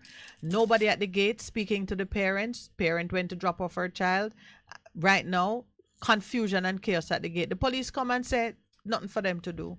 Yeah. How can there be any situation where citizens are in distress and the police is saying nothing for you to do? So who is the serve and protect crew that we have? What are parents supposed to do? Tear down the gate? Yes, and meanwhile, the bus situation seems to be a combination of factors, which includes the Transport Authority being there, stopping buses. This is for the Stony Hill Road, yes. For the Stony Hill Road. So you see, it is a combination of factors. Yeah, because now someone in the Transport Authority may have thought it is a cute and an ideal time to go and catch the bus drivers who have tickets and different things outstanding while they are protesting and withdrawing service and being on the roadway. You wouldn't know that a bus has withdrawn its service unless you see it parked up and with a sign that say not working. Essentially, it is a necessary part of their protest that they are visible on the roadway but not working. So while they're out in that public space, I gather the Transport Authority is running an operation. So now that tells you, that your freedom to protest or to speak your mind is only if you're in good standing. And it is not so, because even people who are in prison have rights. You can be condemned and be kept at the mercy of the government, and you still have rights. The man can't just hold you and do anything with you. So it's a serious look at how the Jamaican mind works towards each other. The caller just now said that people are just wicked towards each other. Do we have a bus driver on the line? Okay, we're getting him. But I just want us to not miss the connection between the heart of a Jamaican to his fellow Jamaican and the things that we're seeing unfolding. Because me, if I were a Transport Authority worker and I hear that the people are out there protesting the bad road condition and certain treatment, it would never dawn on me that this is a good time to go hold him up and serve some ticket on him or take away his license. Or come on. Because those protests are valid, and if they succeed in making a point, it works for all of us. I'm telling you, I saw people severely inconvenienced yesterday in the rain. Not a sign of transportation inside. We have someone on the line now? Okay. Good morning and welcome. The line is open, but I'm not hearing anyone. Oh, okay. Good morning. Hello. Hello, Miss Minett. Good morning. Good How are morning. you? I am well. Long time. How are you doing? Long time me not give no call. What happened to Mr. Orrit? That's why they did. From when me not hear him? Oh, I'm hearing your radio in the background. Would you take it down for me, please? All right, let me turn it off. Yes, Mr. Orrit. A long time me not hear him. He's not on the line anymore. He's not on air with us anymore, and I don't know if he's back on air somewhere else. Okay. Because me wondering what really happened for me. I always listen to him on Friday day. Yes, doing the Jamaica Roundup or Jamaica Speaks, I think. Yes. Okay, ma'am. Yeah. Okay. Yes, ma'am. And my second point is, look how much children we have lost in this country. Even down at Sablama, Westmoreland, which they are now with Ghana, where them people they burn up. Yes. And until this blessed day for Allah, they never hear this Prime Minister yet. Not even say, let the churches them have silence or have some prayer or something. Mourning for the children them that will last so much in this country. Can you hold just for a minute for us, please, my dear? Hello? How can a queen make up on the cross? If I queen go up on the cross, what dies is him sin. And a sheep up on the cross, what dies in me. Jesus go on the cross and died for the whole world because he love, because of love. So everybody, we're going to mourning 12 days for queen beside me. Well, listen. Queen and a queen me the clear too. I feel the Almighty God where him are the keeper. I feel the life. I told him, let me wake up this morning because I can't wake myself. And him give me life. And him we have to depend upon the protection and guidance. So, him, if you go in a morning, so, not see somebody like myself. I mean, I'm about to nobody like myself. And he does not require mourning. He requires celebration. But we have to take a break because we have Pastor Percy on the line. Yes, ma'am. And I want to, we'll yes. talk again. All right, thank you very much. Okay. Yes, Pastor, go along. Hello? Good morning, Pastor. Are you in the background there? Morning. Good. I'm in Stony Hill with 2 bus drivers. Doctors and a driver are raising some concerns. Go ahead, sir. Morning, my brother. Welcome to the Morning Connection program. Yeah. So we want to give you an opportunity to say. The reason I'm striking today. Yes. The road one fit. One. Yes. We used to pay a 500 for the ticket when the police stop you. Yes. Now we got 2-5. No bus stop is at half coming from town. Split off people. And if you stop, and there's people them record the bus. Next thing, some people want to pay $100 from toll for a Templar. And if they do say, here 150, they not do that.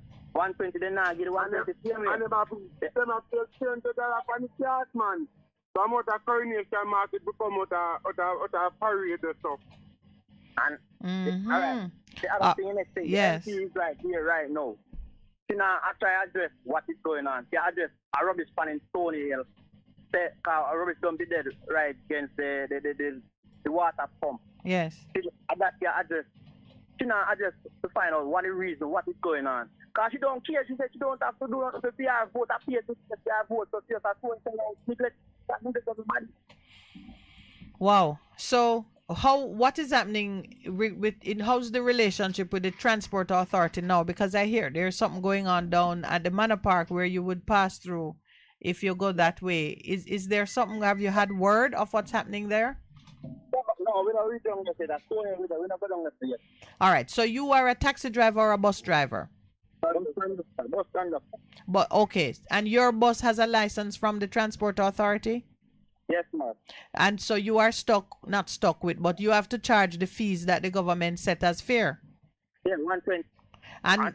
And you're finding that even if persons are prepared to pay a little extra, they are not prepared to pay enough to really make it profitable for you. I'm not still wrong there, right? They pay $30. Yes. They want to kill you. But when they come and them give you for the money, they push it for you. And $100 may have all people still give. And them decide that.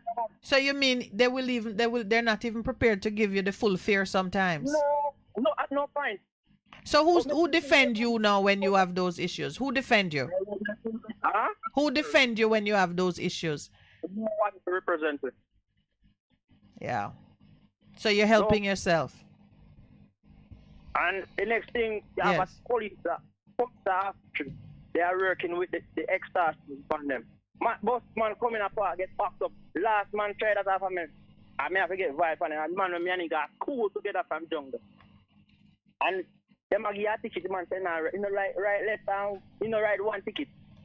7 ticket or 5 ticket I leave him right. So let me ask you, you ever take pictures of some of these people and put yourself in a position to expose it? Yeah, me, I don't do that. No, man, I know. Put it up, put the table. You see that man who got you to speak to me on the radio? Yeah. Find a way to stay in touch with him because he's also a JP. And when you have issues that you need to carry further up the line, we can be a part of that for you. Okay. And the next point? Yes. When he write the ticket, he's not giving it a move. They go on and come back. And the same extortion man them. When they work with them, give the ticket to you when you come back. Okay. No, that cannot be. May I tell you, my brother, you have a phone or you have put somebody on the bus to take picture for you?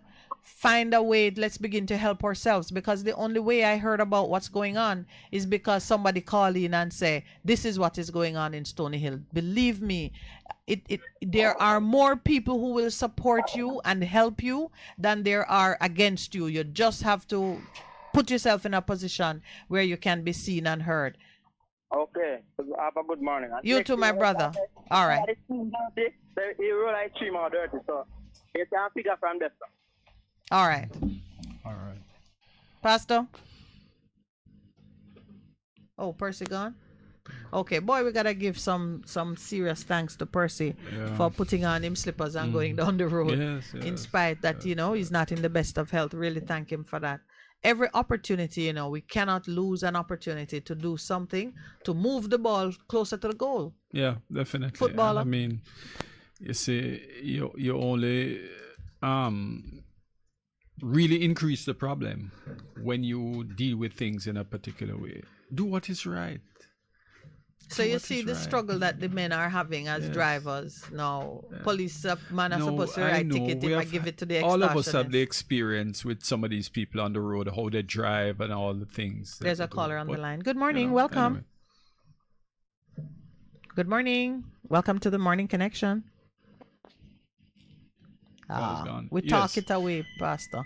I'm going to call you Pastor. But at the same time, we have to do what's right. All Good of morning. us. Welcome to the Morning Connection. Yeah, hello, good morning. Good morning. Yeah, I'm going to say something this morning on the program. Maybe I may assume that you may not agree with me, but under the law of Jamaica, I have freedom of expression, right? So well, it depends on what you're saying, because the Broadcasting Commission might not agree with you either and take away the people license. No, I'm not going to say nothing wrong. Oh, all right then. All Then right. we're good. Yeah, with the death of Queen Elizabeth, yes, I am rejoicing. That is your right. And guess what now? Yes. You see, I wish that all of that wicked family would have just dropped and died, including the one we take over now.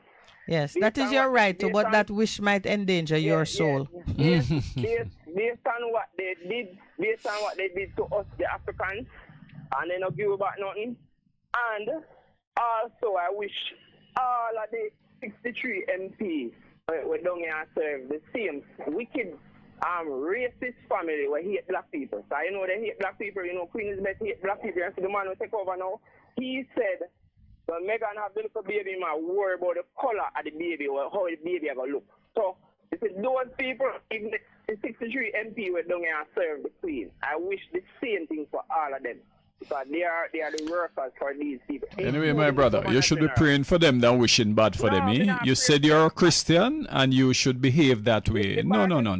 You pray for them. You don't wish ill. No. All right, we hear it. But it's your right to think there. But we don't condone that kind of behavior. I just want you to know that. Yeah, I know. The next thing, Montague make a speech about. Yeah, I agree with him. Yeah, give more people guns because 14,000 police or 12,000 police can protect 3 million people. So he's on the right track with that.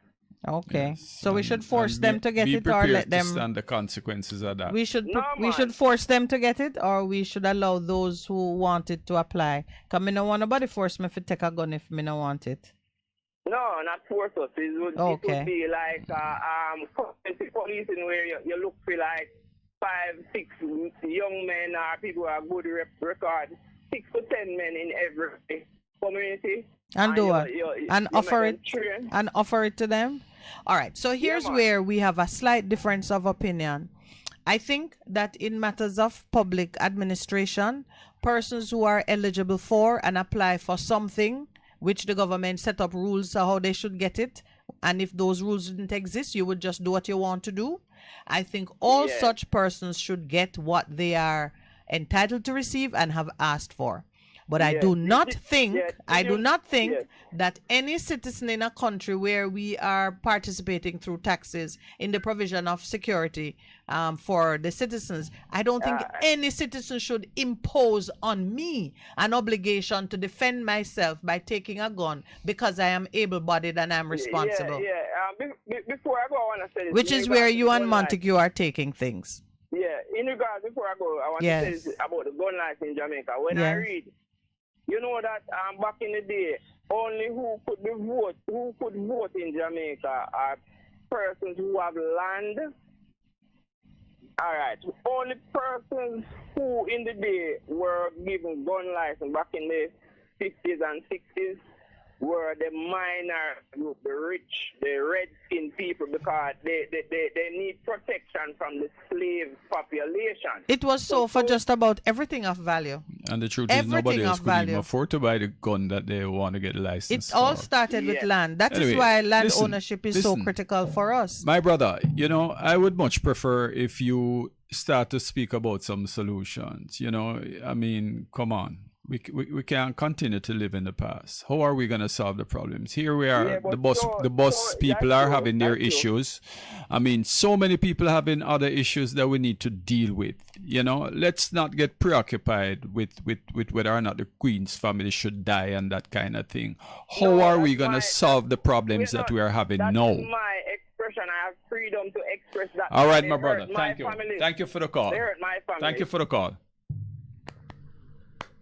Good morning. Welcome to the Morning Connection. Yes, Miss Minett. You called back. Thank you. Mr. Percival, we're not hearing anything. Well, as far as I see Miss Minett, it look like sorry about that. If election call tomorrow morning, this same wicked man, idiot people, them are putting in back. So it look like they're not interested to Mr. Patterson. Well, you know, Mr. Patterson is building. Every now and then I see some of the things that he's putting out online. A lot of the work he's doing is online. He does need a lot more support and prominence in the media to get the message across. And sometimes, you know, we have to go find him. If we hear say something good or go on somewhere, we have to walk and go find it. If he's willing and qualified to serve, then I am sure between the support people give him and the work he does for himself, he will get there. But building a political party not easy, you know, especially when it's not easy. Not easy. Okay.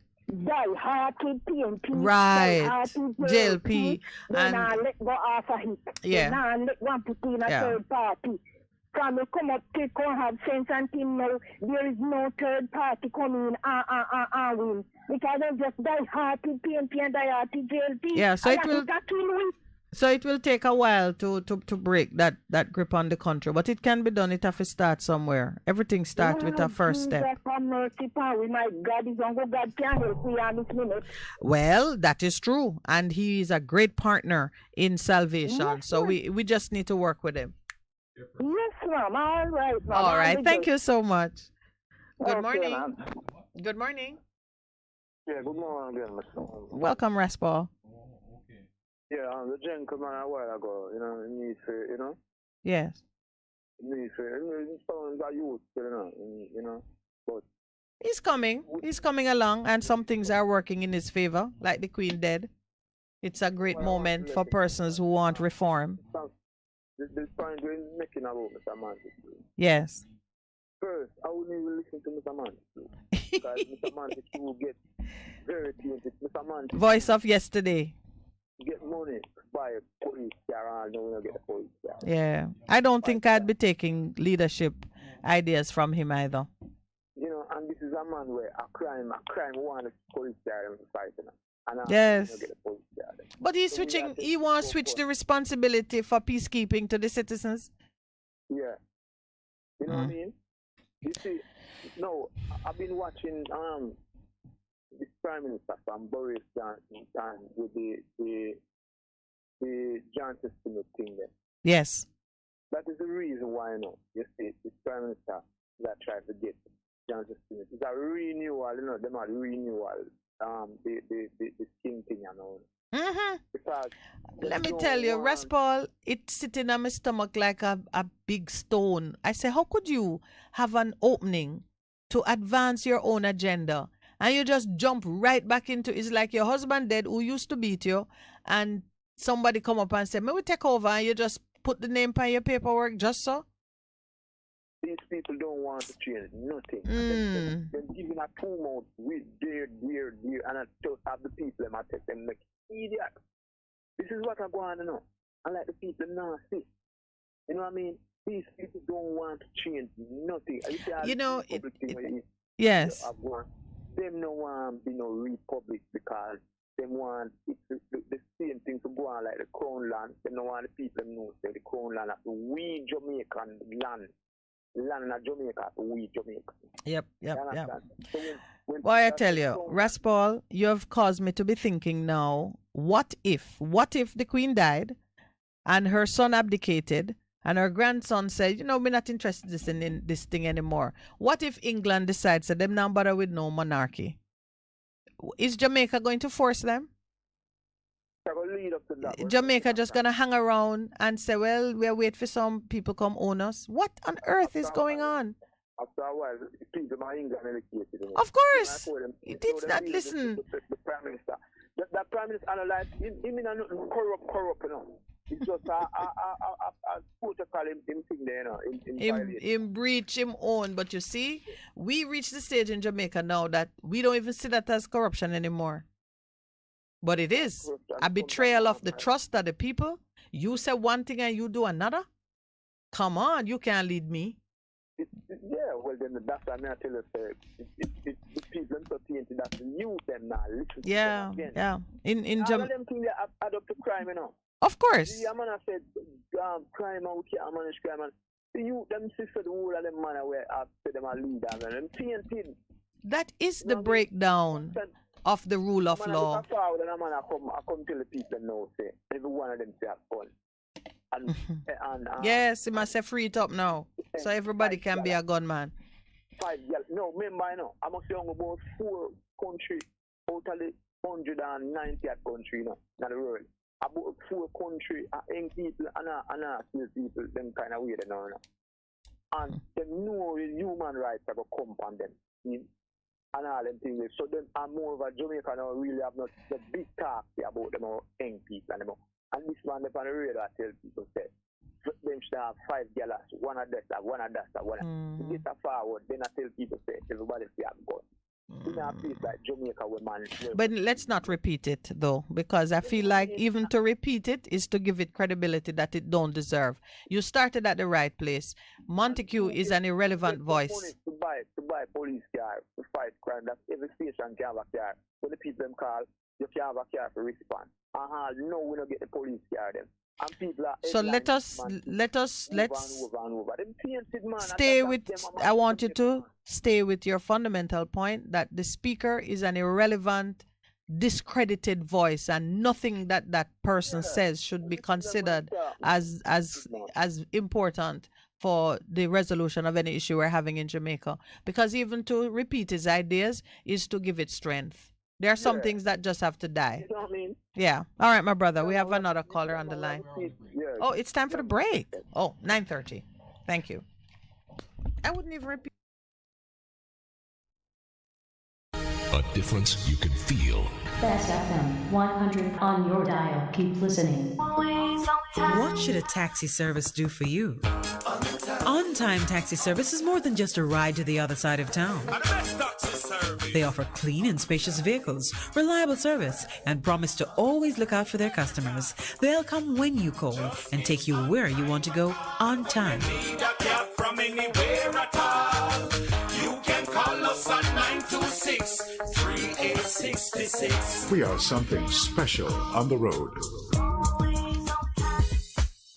Veteran Printers for all your printing needs. We specialize in calendars, flyers, brochures, and more. Call us today at 968-7506. That's 968-7506. Or visit us at 4 East Bloomsbury Road, off Hagley Park Road. Veteran Printers, your best choice in printing. Half a tree, one and drive, half a tree. Bossy, how you do I take taxi star? Jano, I want to tell you, say, 2 months now, my transmission mash up, you know, and me check everybody and can't hear nothing positive. Yeah, hear me? Yeah, waste all that time I shop around and never call the experts. Winters Auto have them. Them have over 35 years of experience and them diagnose the problem and get back your transmission brand new. For them service excellent and efficient. Trust me, man. Yeah, hear me? Call them at 929-7040 or go to them at 106 Maxfield Avenue, Kingston 13 and talk directly to the boss. Just tell them I'm me, send you. You big star. Yeah, man. Respect my boss. I try and call you, cause trust me. Auto Spares and Repairs, good afternoon. What a relief. Easy. Let not your hearts be troubled. Just believe in God Almighty and daily renew the mind. As we live in this time when fake is more valued than real, lies prefer the truth, the unnatural put above the natural. This is Lady Donna, aka Double D Don, with a new song, Almighty Jah, encouraging your people to keep the faith. God will make a way. Get your copy today. It's on all digital platforms. Lady Donna Official on Instagram, Facebook, AsujaRecords.com for bookings. Asuja Record label at Gmail. Almighty Jah. The Morning Connection is not your usual talk show. We aim to stimulate discussion and chart new paths to self-empowerment. So please join us, Minett and Percy, on The Morning Connection, Mondays to Thursdays, 6 a.m. to 10 a.m. on Bess100 FM. It's good, it's better, but nothing beats. Welcome back and good morning to the caller online. Good morning, Miss Minett and Mr. Lawrence. Good morning. Miss Bailey. I can't say much right now because I was stuck in credit with the ads, with the break. But anyway, something that's been bearing on my mind heavily. Yes. You know, we took God out of this country, right? And our leaders have done that, so to speak. Mm-hmm. And when we do that, what do we get? We are asking the Satanists to rule this country. Somebody mentioned about getting the churches more involved, going to the churches, but that is where a big part of where the nastiness is mixed up in. The Satanist workers are mixed up in the church. The church is riddled with this thing. I don't know what freedom we have to talk about life, but I'll just leave it at that for now.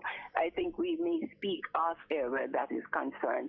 But if the umbrella of churches is mixed up in, real nastiness, the umbrella of churches mixed up, and I'm not saying it's everybody. You know what I'm talking about, and everybody can pick sense out of nonsense. So if we, who are supposed to be teaching people right from wrong, teaching our children, and it's not there because we begin by taking God from them, by taking God out of the school.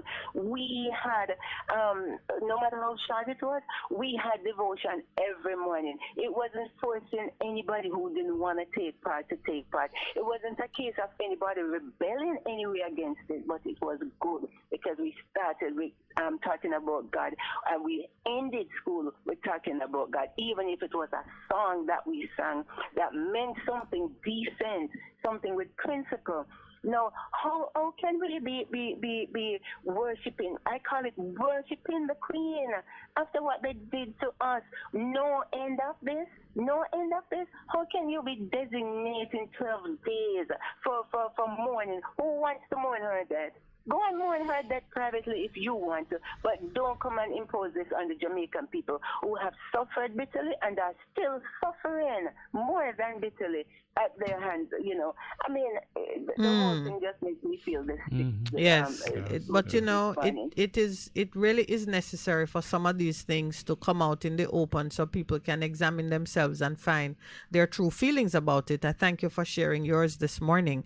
It is not dissimilar. What you're feeling, not dissimilar to what I'm feeling. It's just bizarre.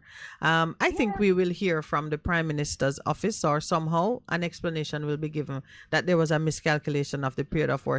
It cannot be that the Prime Minister of Jamaica really thinks that the Queen deserves 2 additional days of mourning from the black people in Jamaica when her own people who actually know her and maybe really love her are mourning 10 days. It cannot be. That has to be an error.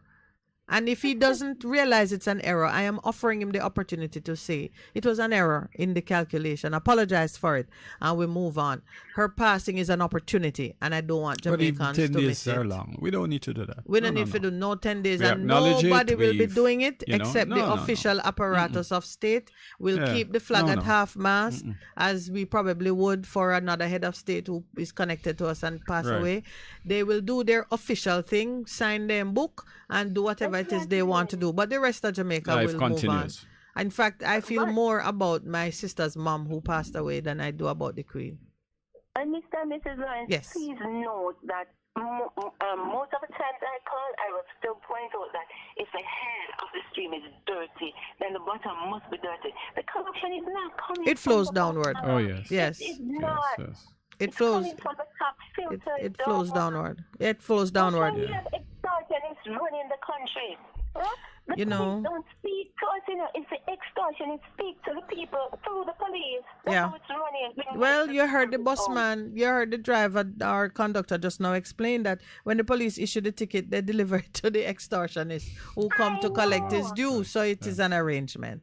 I have my own experience with that. I see it all the time. Yeah. And that's what's going on. And we have to stand up and stamp it out. And God help us. And we need more prayer. Yes. Yes, We need definitely. praying people Thank you, to my come dear. together. Thank Yeah, you. man. Thank you so much. Have a good one. Yes. Okay. There was an article in Sunday's paper, with the leaders of civil society calling on government Yes, to I saw cut it. ties I saw it. with the with criminals. Good morning. Welcome to the Morning Connection. Morning. Good morning. Good morning. What? The Queen light the fire this morning, man. Oh, Why listen, the man. Why the people have got crazy over the Queen? The Queen are mad people all in her dead, man. All in our debt from Friday. She departed and she's been running the front pages. Don't be cool on your fire a little bit, man. No, man, just love it, make it go on, man, because what our people love the pump and pandering tree, Yes, Or the somebody. Queen, Yes, yes. Me talk to them, they love it. When we go on social media, I burn out the Queen, they cuss me. I want to burn you Them out. send fire your way. Yeah, you have to be careful what you say about the Queen, and then you have to be careful because Andrew and the PMP them can really turn them back against the supreme leader for the land who won all of the crown land, because this guy we come in and me and say, my mama. Somebody said to me, you never give up on your dreams because 73 him still getting job. He's getting crowd. Got that. And you remember at one point, she was pushing it past him to his son. So She should have given him a long time, man. Yeah. Him being background not nasty, really. Me not know him also survive. But I think he might get nasty and want to take over back. She never liked her daughter-in-law. That's why. It's as simple as that. She never liked Camila. It's a different world, though. Yeah. You not getting a chance to get nasty.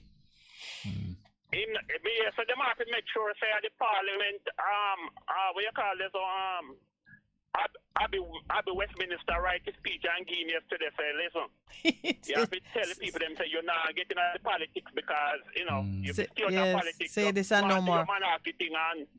Yeah, but while he was king in waiting, he was going around and saying the right things and showing that he was more concerned about environmental issues and releasing people and human rights and so on. He wasn't displaying a great deal of interest in politics. But you're right, when the crown settled on his head, he might decide to do something very different. He chose a name because you can decide what name you will use as king, and he has chosen to align himself with another Charles. He's Charles III. Charles II's reign is something we should look at to see why he chose that particular line to follow. Maybe there's something in the policies preferred by Charles II that he wants to continue. Because these people, symbolism is very, very powerful in how they make their choices. Here, the young lady just now was saying, everybody worships something. So we're gonna have to figure out if anything in Charles' DNA should be of concern to us. Yes, go ahead. Take some revenge for all of what he's been through. He want, make some people pay. Well, that's on their side of the fence. We need to get out of the way, which is really, I think, what some of us are thinking.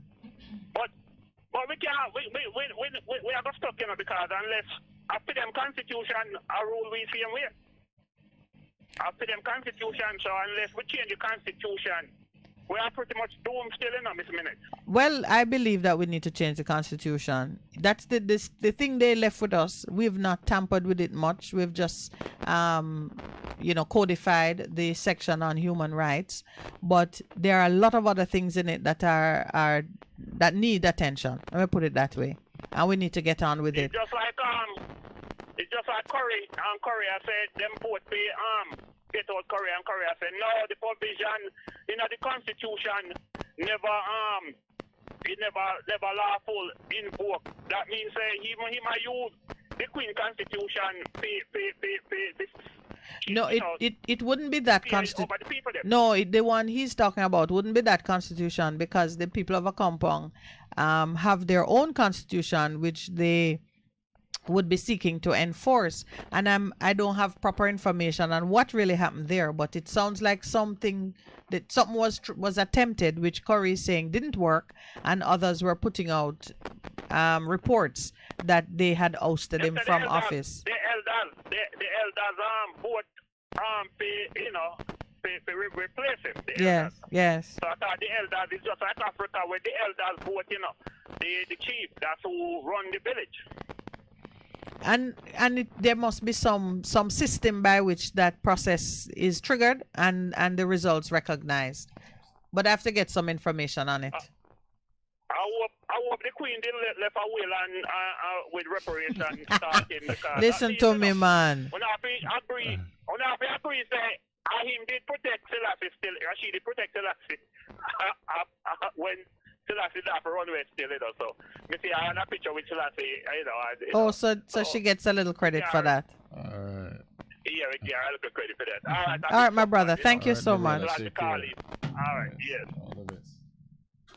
Good morning. Welcome. Yes, morning, Miss Minett. Welcome. Yeah, morning, Mr. Lance. Morning.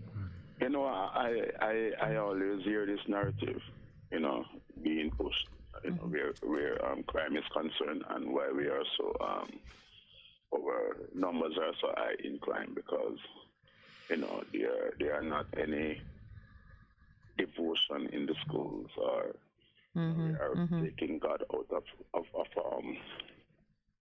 our society. But what I realized, though, there are countries in Europe that don't even practice religion, but their crime rates are so low. There are not even much churches there, and they are one of the lowest crime rates. So, I don't want to associate our high crime rate to religion. I think our high crime rate has to do with the way how we think, behave. So it is more a social problem. Well, here we say heart. It's a heart problem, meaning how your conscience operate, which I think is the same thing you're alluding to. That's right. And we don't say it's religion either. For the same reason, we have the most churches that any country could hope for. So we don't lack knowledge of religious practices and doctrine. Yet we are the way we are. So yes, it's the heart. And we are not short on prayer, because we have every year a prayer breakfast, and we have one called Healing Nation. And even if we're not asking God to save us, we're asking God to save the Queen in every public place that we get to speak. So yes. So talk to me more about that now. How do we get that turnaround? What, the Queen? Not the Queen. The Queen is irrelevant to me. I think we need to go back to characteristics. I realize in the scripture. Yes. It is not being emphasized much in the churches about characteristics. It is more, what is more preached in religion, include Christianity, is more doctrine of the particular denomination. So if you're a Pentecostal, you preach more on, speaking in tongues and, hell or heaven and those sort of preaching. But little is being said about the characteristics that person should have, love, humility, kindness, those kind of stuff. Little is placed on that. And I think if we instill characteristics in each gathering where we are, at church, at school, if you teach persons those basic principles, I think when persons go out and they have their differences, they will, deal with it better. Because right now, most persons, when there is indifference, the first thing comes is to kill. Yes. There is no love. Yeah. Yes. Yeah, there is no humility. And so these are the things. And I think every religion, I can tell you, whether it be Christianity, Islam, Hinduism, Buddhism, they all teach characteristics. It is in their book, whether it be Bible, their Quran, whatever.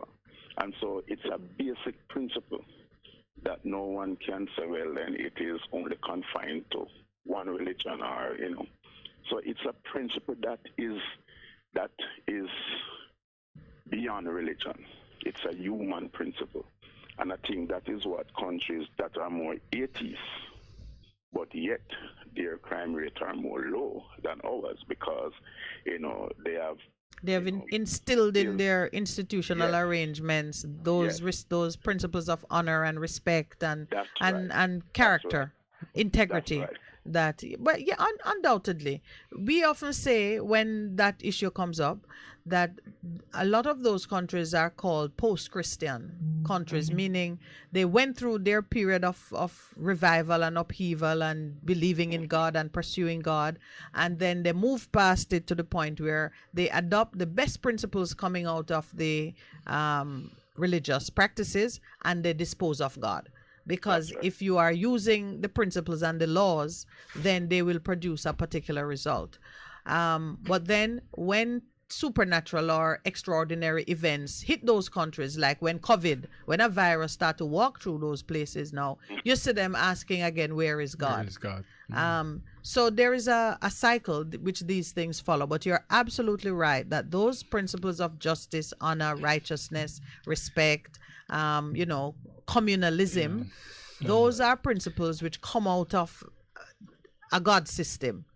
And I just want to say that this forum might not be the best place to discuss it, but I think it's something that we need to look at deeper, because clearly, whereas you might not have the violence, there are other things that are happening, and usually there's a reason for everything that happens under the sun. So this is a discussion that we could advance, but maybe at another time. Yes, thanks for listening. You are most welcome. All the very best. So I'm actually following my own advice and just taking a look at King Charles II of England, the one whose name Charles has chosen to continue. And he is being credited with some very good work in the area of restoration, like he was a reform king. Yes. I'm going to read it some more and share it with you at a later date, because we're getting close to the cutoff point for when we take calls. Do we have another call? No. We're in the call. All right. So I'm going to read it and share it, because it's like when you're christened and you choose a name. He's gone into he's taking up this position now, and he has chosen a name, and others have said, oh, you chose to continue as Charles III. So the next thing is to look at who Charles II was, and I'm looking at it. And Charles II was a reformer. So I'm gonna see what that means, what that could mean for Jamaica. One of the things I see right away is that this restoration agenda that he pursued was accompanied by great social change. Puritanism lost its momentum. That's interesting. Theaters reopened after having been closed. Theater licenses were granted. Women were able to enter, so men didn't have to pretend to be boys. Men didn't have to pretend to be girls. They used to use boys as women in the various things. And then, he reigned in the time of the Great Plague and the Great Fire. All right, more on that tomorrow, if we're going to look at if we're going to prophesy for Charles III. Yes. I just want to take this opportunity to appeal for calm I know the bus drivers having their issues. I know the police are having their issues. I know the authorities, the transport authorities. Let us come together and solve the problem. Let us listen to each other.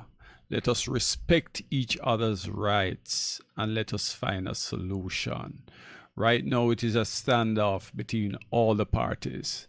And this is not a time that we need to have that standoff, because there are more external forces to us that is of a bigger threat than we might be to each other. So we need to just let good sense prevail in this situation. People need to get to work, and people need to work. And so each party need to do what they can to facilitate it. Very well, sir. Well, thank you very much to all of those who are online and on air listening to us. Earl Brown, I want you to check out Charles I reign and tell me what we can learn from it, since Charles III is now sitting on the throne and Jamaica didn't seize the opportunity to distance itself. You know, I'm going to research this too. I love history. I think the protocol, when one king dies or when the monarchy is changing, the throne is going through change, is for them to reach out and secure fresh re-engagement of alliances with the international world. They don't take it for granted that because you were a friend to my father, you'll be a friend to the son.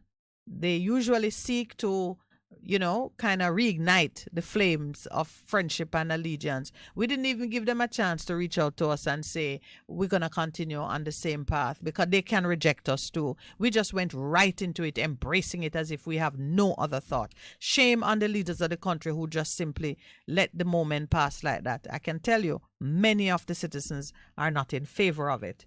And who knows? My prayer is that before she died, Mommy said to son, let them go. Cut the ties. We've lingered in this place for too long. So, maybe that is the gift she gave us on her dying bed, because she said that we don't have the will or the brains to secure our own release. It is an embarrassment. Still, I thank you for participating. Producer man, thank you so much for running the mics. Engineer, Miss Eden, thank you very much. I have to announce something for tomorrow. And Pastor Percy. And Pastor Percy. You were asking about the name of the era lady. And to the listener who is helping me out this morning, Navy Island, that beautiful little island purchased by Errol Flynn in the 50s or whenever, 40s, whatever time it was, still there languishing. You know, I had heard it rumored that one of the princes of this land bought it and has done nothing with it. In fact, in anticipation of a great investment, we put public money into building out the marina in Portland, and everything has been sitting idle. The many yachts and wealthy people whom we were hoping to entertain are yet to arrive. That's just another criticism on how we spend public funds chasing after the tourism dream when there's so much to be done at home. Have a blessed day, everyone. And yes, Conrad, thank you. We will walk good. Them can't take my soul, you know. Yeah.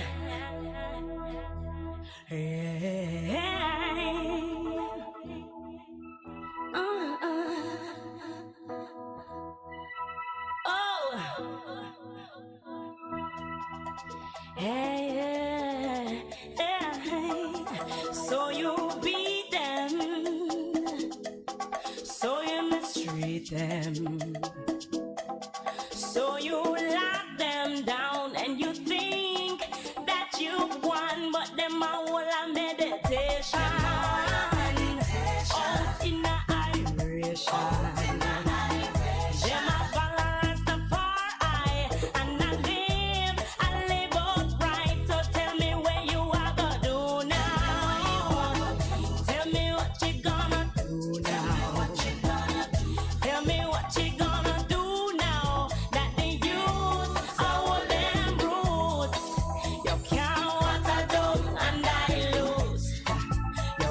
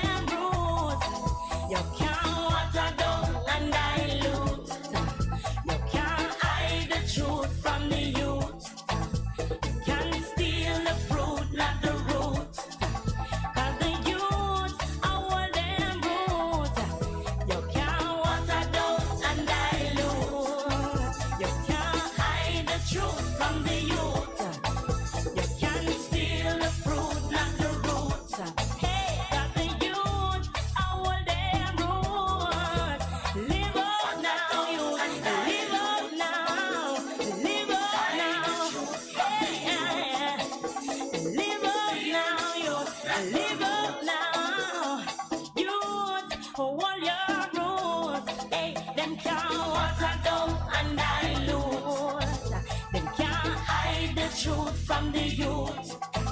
You can steal the fruit, not the